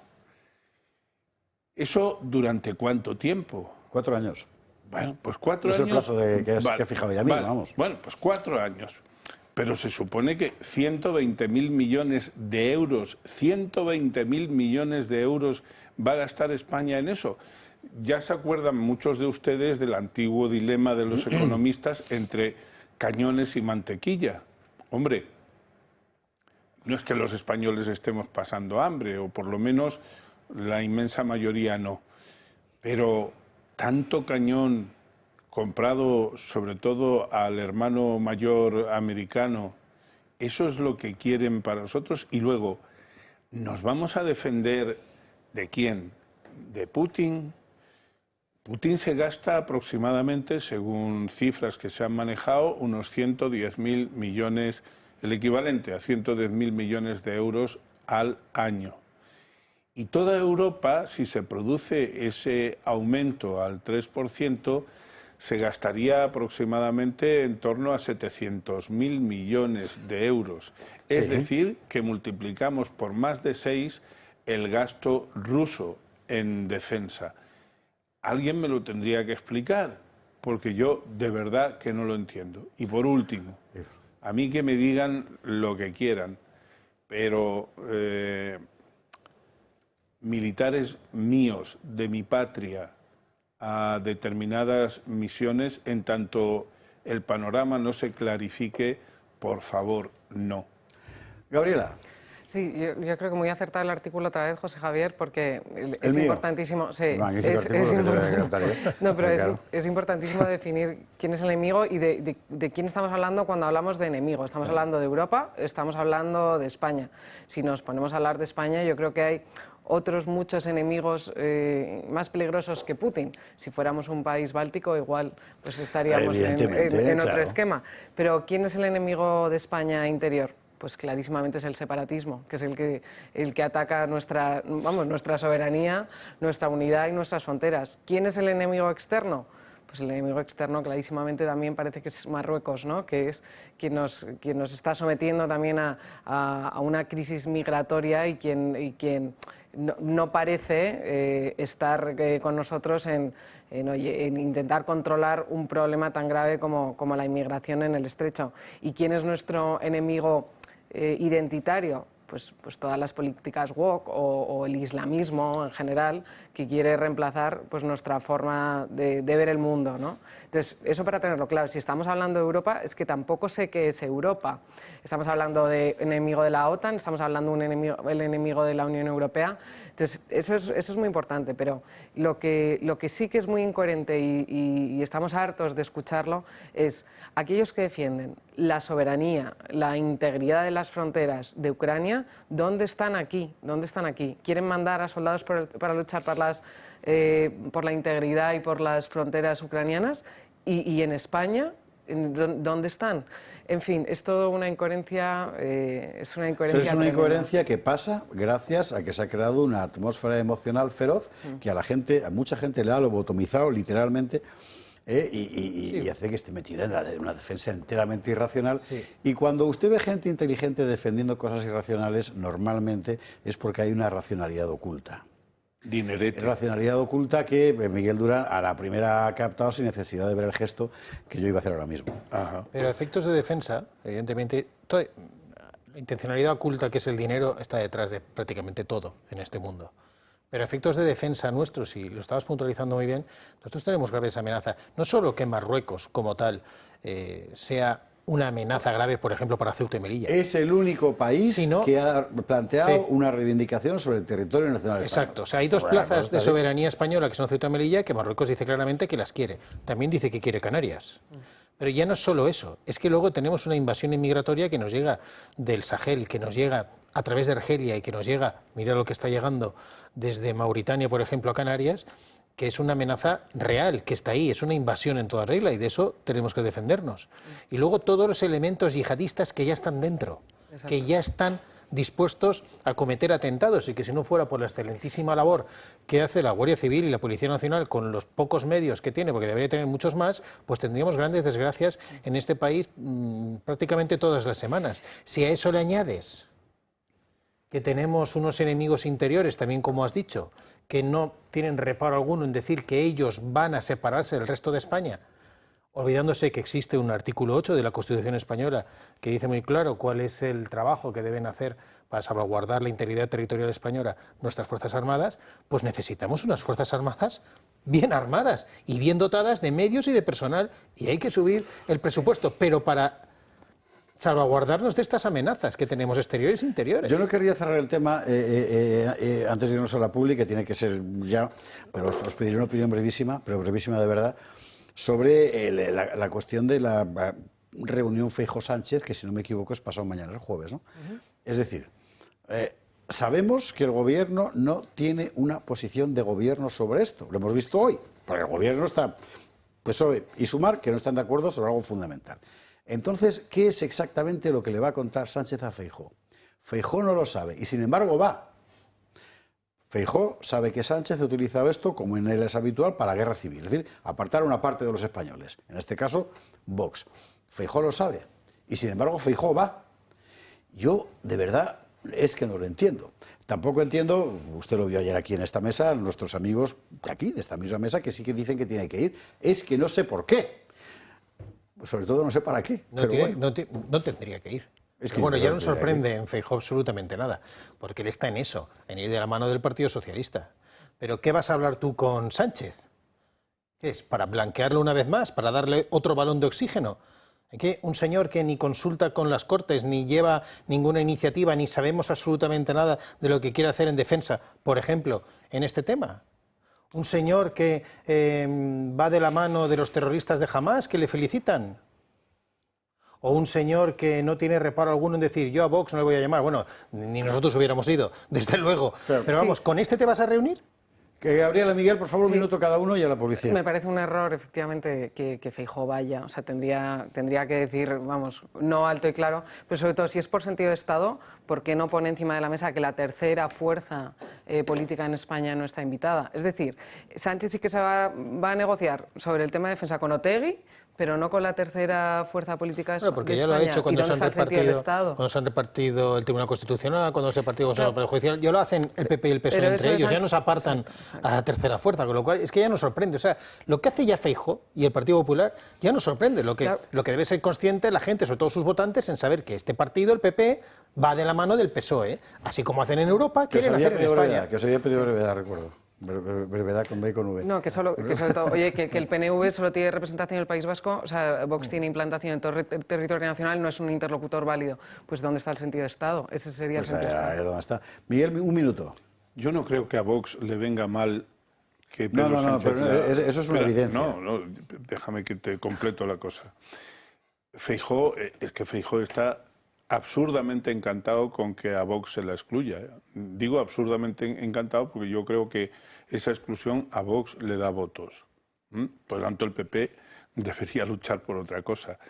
Yo sí que creo que el PP tiene que ir, aunque eso es poco coherente con aquello que recordaréis que decía señor Sánchez, cuando sus socios le fallen, no nos busque a nosotros. No sé si literalmente era así, pero era básicamente eso. Pero era eso, ¿no? Entonces, yo no sé... Realmente, señor Sánchez, cuando le fallen sus socios, aquí estamos nosotros. Eso es el PP. Señores, a la publi. Yo no sé lo que va a hacer el señor Feijóo, me produce mucha curiosidad. Creo que sí, que es conveniente que vaya, pero debiera saber... ¿Por qué crees que es conveniente que vaya? Pues porque...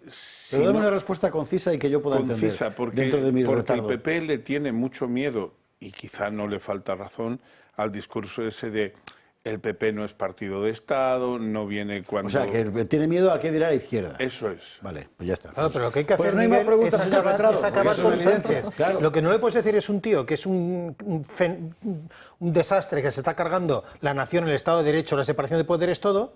Lo que tienes que hacer es no reunirte con él. Lo que tienes que hacer es luchar frontalmente contra él para evitar que siga ahí, Jorge, y el PP aislarlo por todas partes. Esta conversación no la vais está a mantener preparado luego para en la eso. publi porque hay que irse ya sí o sí. Y además tengo que recordarles a ustedes, es que hay que hablar de la corrupción, que tenemos novedades todos los días, en fin. Y yo querría dedicar hoy por lo menos un cuarto de hora con tranquilidad al tema del 11M. Suena poco portugués eso de la corrupción. Sería la corrupción. Antes de irnos, le quiero recordar que tenemos aquí unos amigos que están permanentemente ayudando a la gente con el tema de Comunidad Solar. Usted ya lo sabe. Comunidad Solar ha conseguido... Bueno, es que es el concepto, que es lo que nos llamó la atención desde el principio.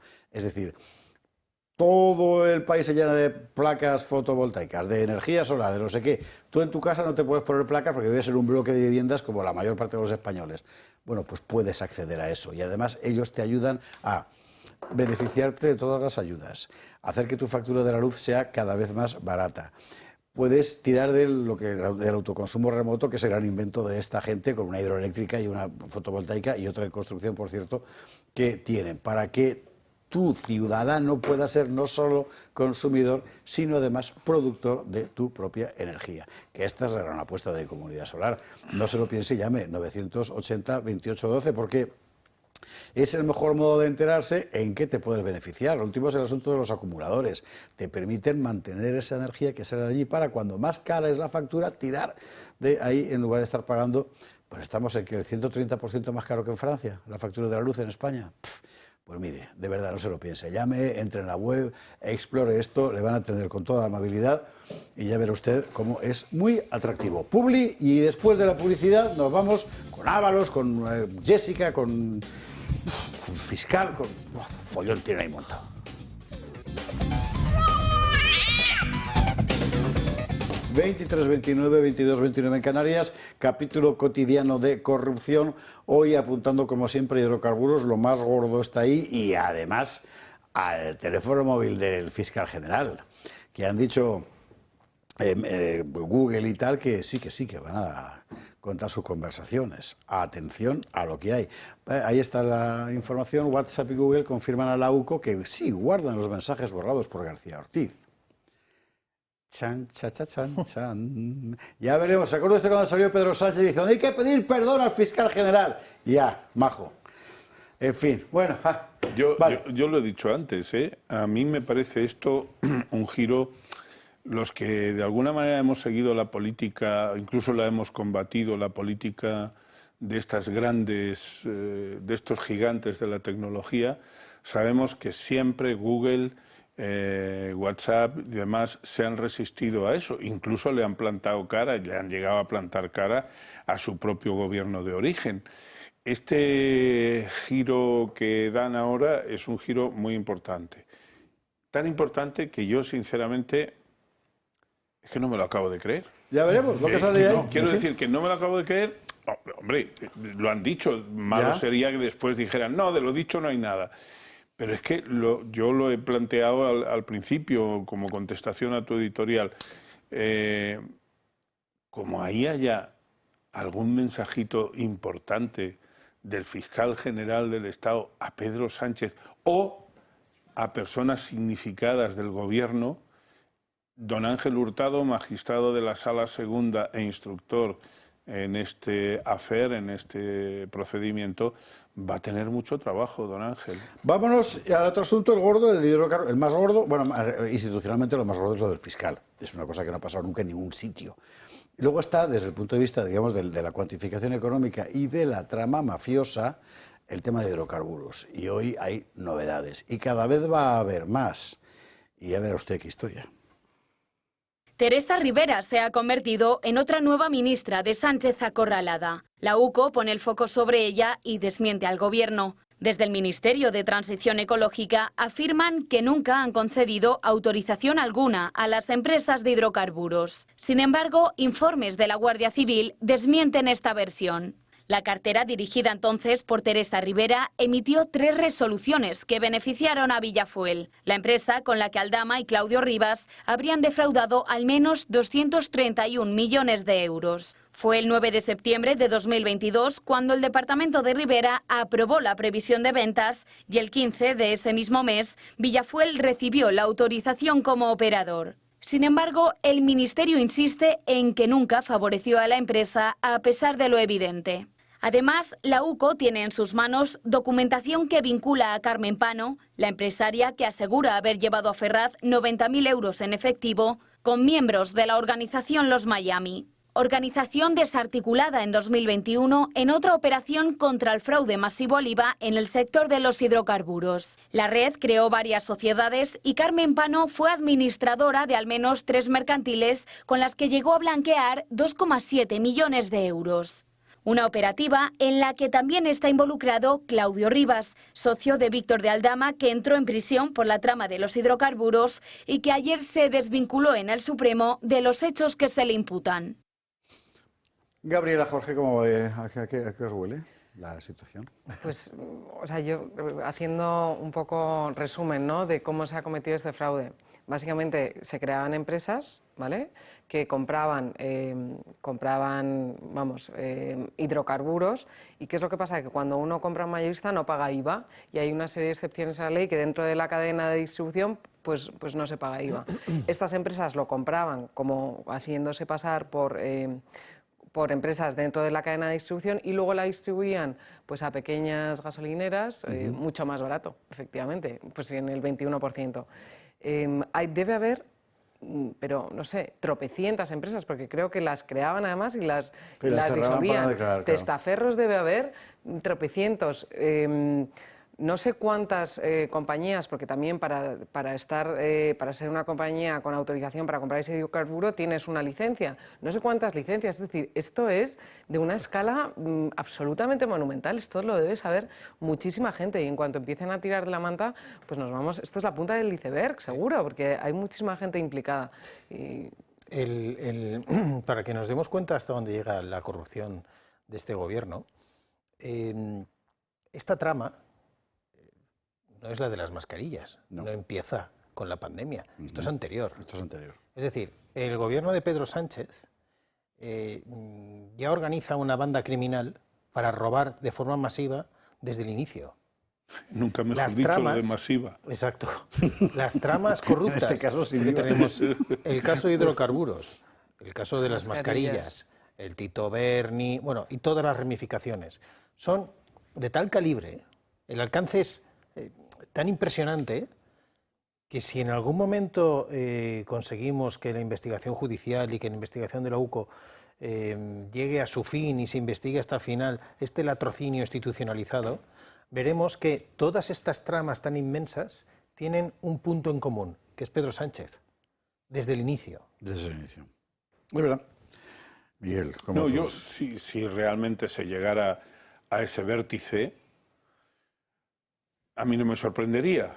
Yo no sé hasta qué punto el señor Sánchez, consentidor, al menos por omisión o por culpa invigilando de este tipo de cosas, no sé hasta qué punto se ha sabido mantener, digamos, en un perímetro extramuros, judicialmente hablando, de todo eso.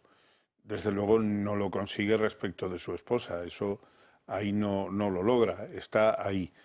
Pero si vienen los mensajitos del señor García, si el señor Aldama le da eso con que amenazó a la salida de prisión cuando se le escarceló, diciendo que si quiere pruebas las tendrá, bueno, pues vamos a ver hasta dónde llega.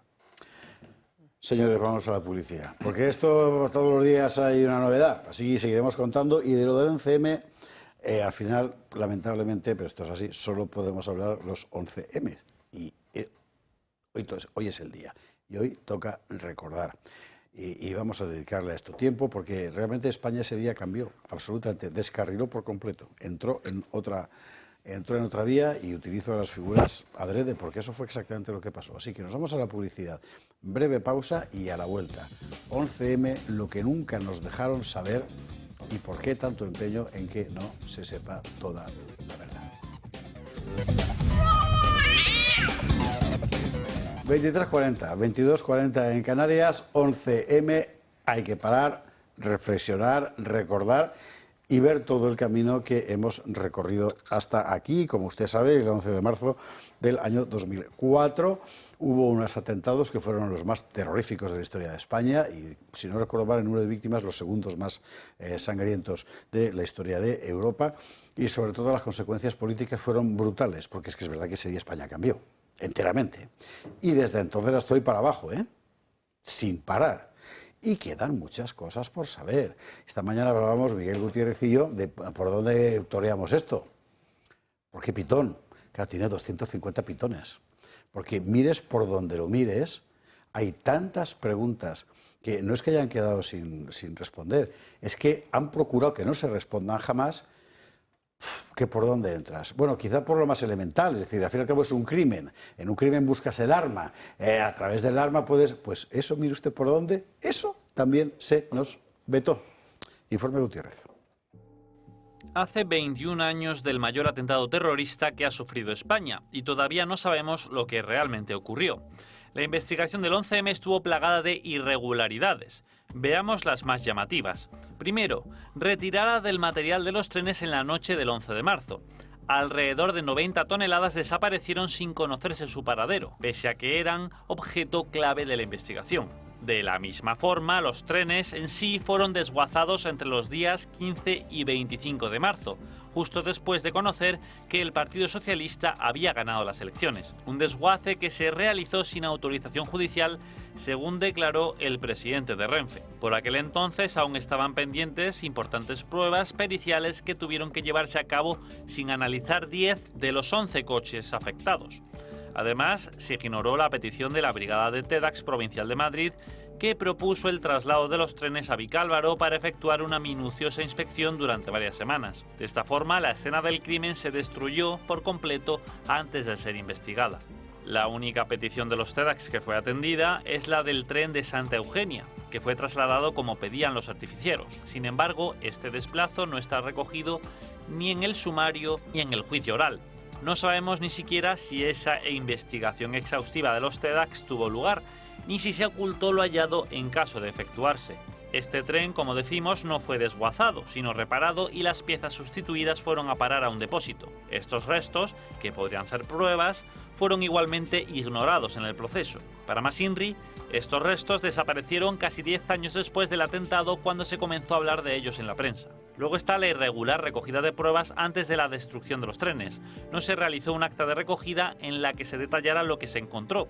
Tampoco redactaron los TEDx acta de todo el material que llegó al laboratorio para ser analizado. Así aparecieron muestras que no encajan. La autopsia de los fallecidos reveló que no se utilizó metralla en el atentado. Sin embargo, en el conjunto de muestras aparecieron un total de 53 clavos y tornillos. Con este lío, nada procedente de los trenes sirvió para la sentencia, que se basó exclusivamente en la bolsa bomba aparecida en la comisaría de Vallecas, que venía de la estación del Pozo.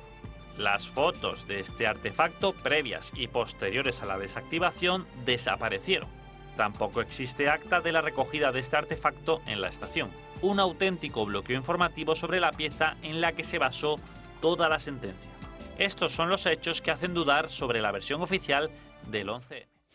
De esto hace muchísimos años. Para muchos españoles y para muchos de los que nos ven es algo que pasó en tiempos de sus padres. Claro, 21 años son muchos años. Pero conviene saber, sobre todo para los que son más jóvenes, que esto desvió enteramente la historia del país. Y nos ha conducido directamente a donde estamos. ¿Verdad? Bueno, puestos aquí a hablar de jóvenes, he mirado a Gabriel antes que a ti, Miguel. No, evidentemente, pues en ese caso claro, que arranque ella, que era prácticamente una adolescente en aquel tiempo. Yo me acuerdo que iba al colegio, o sea, estoy viendo, escuchando la radio y las noticias con el uniforme antes de irme al colegio, y fue desde luego un shock para, bueno, pues para todos los españoles, ¿no? Aquí, ¿cuál es el problema? Que como la versión oficial no es ni mucho menos pues saciante de verdad, pues que se abren muchas teorías, ¿no? Entonces, lo que son hechos objetivos es que había muchos condenados de origen marroquí, eso es así, y que no se logró hallar una relación directa entre la orden de Al-Qaeda y los atentados, ¿no? Nunca hubo tal. Nunca hubo tal. O, vamos, el auto si la de hubo, 2007 no, efectivamente no logró acreditarlo, ¿no? Entonces, ¿cuáles son las especulaciones? Pues de todo tipo. Que si servicios de inteligencia extranjeros, que si hubo una conexión, pues no sé, por un tema de un conflicto geopolítico con Marruecos, no lo sabemos. Lo que sí que, y ya puestos también a conmemorar víctimas, ¿no?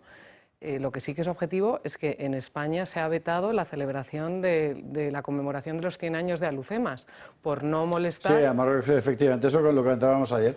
Por no molestar atentos este viernes en el Gato de los Úsares al asunto este de Alucemas, que vamos a entrar en Entonces eso abre también a varias teorías. Oye, ¿qué pasa? ¿Por qué no se puede incomodar a Marruecos? Cuando Marruecos ha sido el primero que en el desastre anual pues ha hecho una tirada filatélica con Abdelkrim como máximo héroe. Y nosotros no podemos celebrar nuestra historia, ni podemos conmemorar a los caídos, ni a nuestros soldados, ni a nuestras víctimas, ¿no? Ya que sacas el tema, Gabriel, esto hay que decirlo, más que nada para la gente más joven, que lógicamente esto no lo sabrá. Abdelkrim era el caudillo rifeño que se sublevó en el Protectorado Español de Marruecos. No se sublevó para librar a Marruecos. En Marruecos había un sultanato, el sultanato de Fez, ¿verdad?, donde gobernaba el bisabuelo del actual rey. De hecho, las tropas españolas y francesas estaban allí en aquel momento muy particularmente para proteger el trono de este señor contra los rifeños que querían separarse de Marruecos. Eso todos los alumnos de bachillerato hoy en día lo saben. ¿Verdad? Uy, claro, sí. Por eso este viernes entraremos a fondo, volvamos al 11M, que Gabriela me meterá en unos líos. Volvamos al 11M. Lo que es muy triste es que 21 años después no sepamos prácticamente nada. No sabemos quiénes fueron los autores intelectuales, ni tampoco quién lo ejecutó, porque yo creo que la teoría esta de 4 moros trapicheadores de hachís no son capaces de montar este dispositivo de bombas que, si no recuerdo mal, eran 4 trenes que explotaron además perfectamente sincronizados. O sea, eso es un atentado con unos servicios, yo no sé si de inteligencia o profesionales, que para organizar todo eso, desde luego, no hacen esos 4 que metieron en la cárcel. Y también se han olvidado, o os habéis olvidado, de esa explosión que no hubo nos hemos olvidado, que no cabía. En un piso no que de repente, tantas cosas que de repente explota y se mueren todos. Lo tenemos, de repente explota. Es que no cabía en el Claro, vídeo, que 21 años después no sepamos absolutamente nada y que, sobre todo, después del 11 de marzo de 2004 cambiara totalmente el régimen en España, viniera Zapatero y gracias a Zapatero, el Partido Socialista, yo creo que se ha llevado a cabo la mayor transformación social, cultural, ideológica, a través de un bombardeo y de aprobación de leyes ideológicamente detestables que han ido a modificar la sociedad, a cambiar sus valores. Eso fue continuado después por el Partido Popular con Rajoy, que fue una parte más de Zapatero, no se notó ningún cambio, y después hasta llegar a Sánchez. Todo eso además ha sido aprovechado durante todos esos años por los enemigos interiores de España que hablábamos antes, que se han hecho más fuerte que nunca en estos 21 años. Si además le añades el enemigo exterior, que como no es Marruecos, y que claramente te dice que plazas de soberanía española pertenecen a Marruecos, como Ceuta y Melilla o incluso Canarias, vemos que hay desde el 11 de marzo del 2004 hasta ahora toda una concatenación de sucesos que nos llevan probablemente a un momento donde España es más débil que nunca en su historia. Y eso el origen lo tiene el 11 de marzo de 2004, donde murieron cientos de personas, cientos de españoles.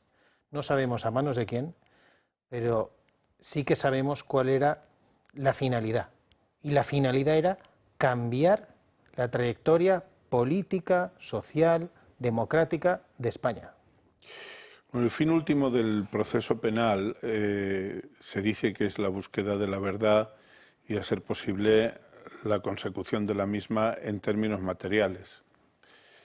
Pero con todo lo que estamos hablando aquí y con todo lo que de vez en cuando recordamos, es evidente que la verdad judicial que finalmente se impuso se corresponde muy poco o nada con lo que realmente pasó.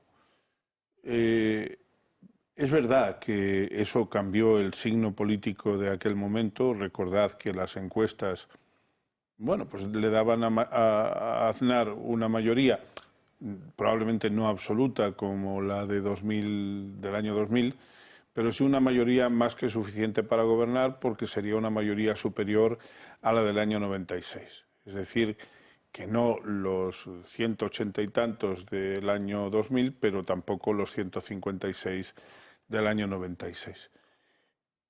Claro, en eso habría que ver también cuánta culpa tuvo el propio José María Aznar con su empecinamiento en atribuir, cuando todo el mundo le apuntaba a lo contrario, en atribuir la autoría a ETA.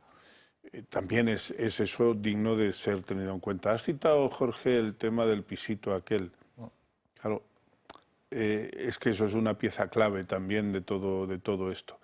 Y es muy importante la actitud del gobierno Zapatero respecto de todo eso. No hubo interés por parte del gobierno de Zapatero, pese a la famosa comisión de investigación y todas esas cosas, pero tampoco hubo un especial interés por parte del PP en la búsqueda de la verdad. A todo aquel que cuestionaba lo que se estaba haciendo en esa investigación se le tildaba de conspiranoico. Recordad eso. Absolutamente, absolutamente. Es decir, entonces tenemos ese grano en nuestra historia, que es un grano importante. También ha servido para que esa izquierda woke, esa izquierda naif, ande con la prédica todavía de que el atentado se produjo por la incorporación de tropas españolas a Irak, que no fue por otra parte así. Que no llegaron. Que no llegaron a estar como tropas destacadas allí. Exacto. Pero claro, también la gestualidad de José María Aznar pues probablemente les puso el discurso fácil. Bueno, yo quiero recordar también la responsabilidad de la manipulación masiva que sufrieron los españoles a través de los medios de comunicación controlados por el PSOE, mejor dicho, que dejó el PP que controlara a la izquierda. Sí. Eran muchísimos medios, pero acuerdo precisamente de la SER y de Gabilondo, hablando de los terroristas que ya se habían identificado con 3 capas de calzoncillos. Ese fue Ferreras, no fue Gabilondo. ¿Quién fuera? Pero, bueno, todos estos. Pero el mismo mundillo, las 3 capas de calzoncillos, y dando como eso que eran terroristas islamistas, que lógicamente era la represalia por haber intervenido en Irak. Hay un golpe político-mediático subsiguiente a los atentados. Evidentemente. Mucha gente considera que los autores son los mismos. Yo no, y de hecho nada lo demuestra, pero que hay una manipulación orquestada de los atentados para derribar al gobierno, llevando a la gente a una situación de exasperación brutal, eso es una evidencia. Bueno, el pásalo de Alfredo Pérez Rubalcaba del día 13. Claro. La presión en día de supuesta reflexión sobre la sede del Partido Popular en Madrid, en la calle Génova, del día 13, ese tipo de cosas, la gente Miguel, perdona, las olvida después. Miguel, perdona que te interrumpa. Ese tipo de cosas y esa movilización que se llevó a cabo, porque entonces eran SMS y tampoco la tecnología móvil no era como la actual, que todo el mundo se mensajea por WhatsApp. Realmente la movilización se llevó a cabo a través de medios de comunicación. Sí, sí. Y eso se produjo después de 8 años de gobiernos del Partido Popular. Los gobiernos del Partido Popular de José María Aznar, que dejó en manos de la izquierda la práctica totalidad de los medios de comunicación.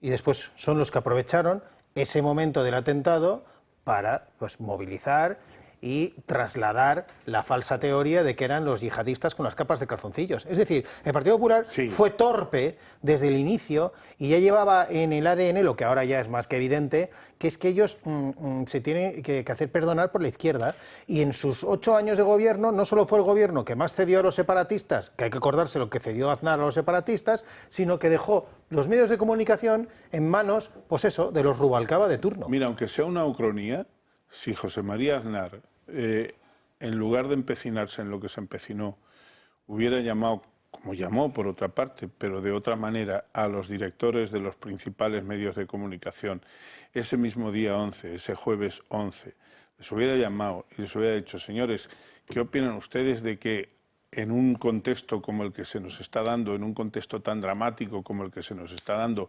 podamos aplazar las elecciones? Que habría sido lo lógico. ¿Qué sé yo? Una semana. Pero estaba noqueado. Sí. El gobierno entero estaba noqueado, y yo lo sé porque en aquel momento era jefe de gabinete de un secretario de Estado. y viví aquello desde un ministerio. Pues entonces Y, tienes una atalaya estaban tú. enteramente noqueados, completamente noqueados y interior haciendo caso a lo que le contaba una cúpula policial a la que luego hemos visto implicada en el trasiego de pruebas. Claro. Así que allí empezó a pasar En el de todo. trasiego de pruebas y en la estrategia para cambiar el poder. ¿Pero qué se pasará, José Javier, y tú que estabas ahí, después de 8 años del gobierno del Partido Popular, que estos elementos, las cloacas, estuvieran ahí después de 8 años, que son las que venían de la época de Felipe González, te demuestra lo que hizo el Partido Popular durante esos 8 años? Hablando de cloacas, como usted sabe, solo lo añado a título documental, no quiero decir nada pues sobre su veracidad o no, pero Villarejo, que viene entonces, dijo en la Audiencia Nacional que la impresión en la policía, no dijo Interior, en la policía entonces era que los servicios secretos franceses y marroquíes estaban detrás del asunto. Es una cosa que él aportó en la Audiencia Nacional, Villarejo, para que se abriera una línea de investigación, no se hizo nada. Es verdad, es mentira, es Villarejo, con lo cual cualquiera sabe, pero que sepa usted que eso pasó. Que eso pasó también, y el resultado fue el nacimiento de un Partido Socialista absolutamente echado al monte, puramente nihilista, que había decidido ya de antes, pero en fin, aquí, a partir de aquí con más ahínco, pactar su gobierno con todas las fuerzas separatistas, ETA incluida, y desde entonces lo que hay. Y además la sumisión plena a Marruecos, por supuesto, desde el punto de vista político. Bueno, ese día cambió absolutamente todo, y cambió para mal. Es el propio Zapatero que aún sigue estando ahí. Es el propio Zapatero que aún sigue estando ahí, efectivamente. Y está en todas las salsas con todos los enemigos de España. El mismo señor que aprovechó voy a decir aprovechar porque no puedo decir en estos momentos nada más, que aprovechó esos atentados del 11 de marzo del 2004. Es el que ahora está haciendo negocio y es el enlace en toda nuestra política exterior con esos enemigos de España. Hay el día que conozcamos más cosas sobre Venezuela. Hay el día que conozcamos, efectivamente, que conozcamos más cosas sobre Venezuela y sus negocios. En fin, señores, ¿qué nos queda? ¿Un minuto de programa, Raquel? Para montar una zapatería. ¿Verdad? Claro. Bueno, como nos queda un minuto, que enseguida viene el fútbol, hay que recordarles que el 1 de abril empezamos ciclo de historia. Grandes cuestiones de la historia de España, de Mi Mendalerenda, aquí en el Club de Amigos. Puede usted apuntarse por streaming o venir presencial, lo que le apetezca. Van a ser 8 sesiones, del 1 de abril a la primera semana de junio, el martes de Semana Santa descansamos, para hablar un poco de todo. Las claves del 23F, por ejemplo, las claves ocultas de la transición, por ejemplo, el mito del atraso científico de España, que fueron las guerras carlistas, el hundimiento de la República, por qué pasó realmente. Todo lo que estudian hoy en día en nuestro sistema educativo. Hoy en día nuestros hijos en los colegios. Sí, sí. Apuntarse, pues al 916162464, insisto, puede ser presencial, puede ser online, la fórmula que usted elija. Don Jorge Campos, don Miguel Durán, doña Gabriela Camuñas, gracias a los tres por estar aquí esta noche con nosotros y sobre todo ustedes. Mañana nosotros volveremos con más. A ver si mañana conseguimos que venga Marta Castro. Vamos a empezar a tirarle de la lengua con las piélago judicial, el archipiélago judicial que tenemos ahora mismo en España. Que descansen.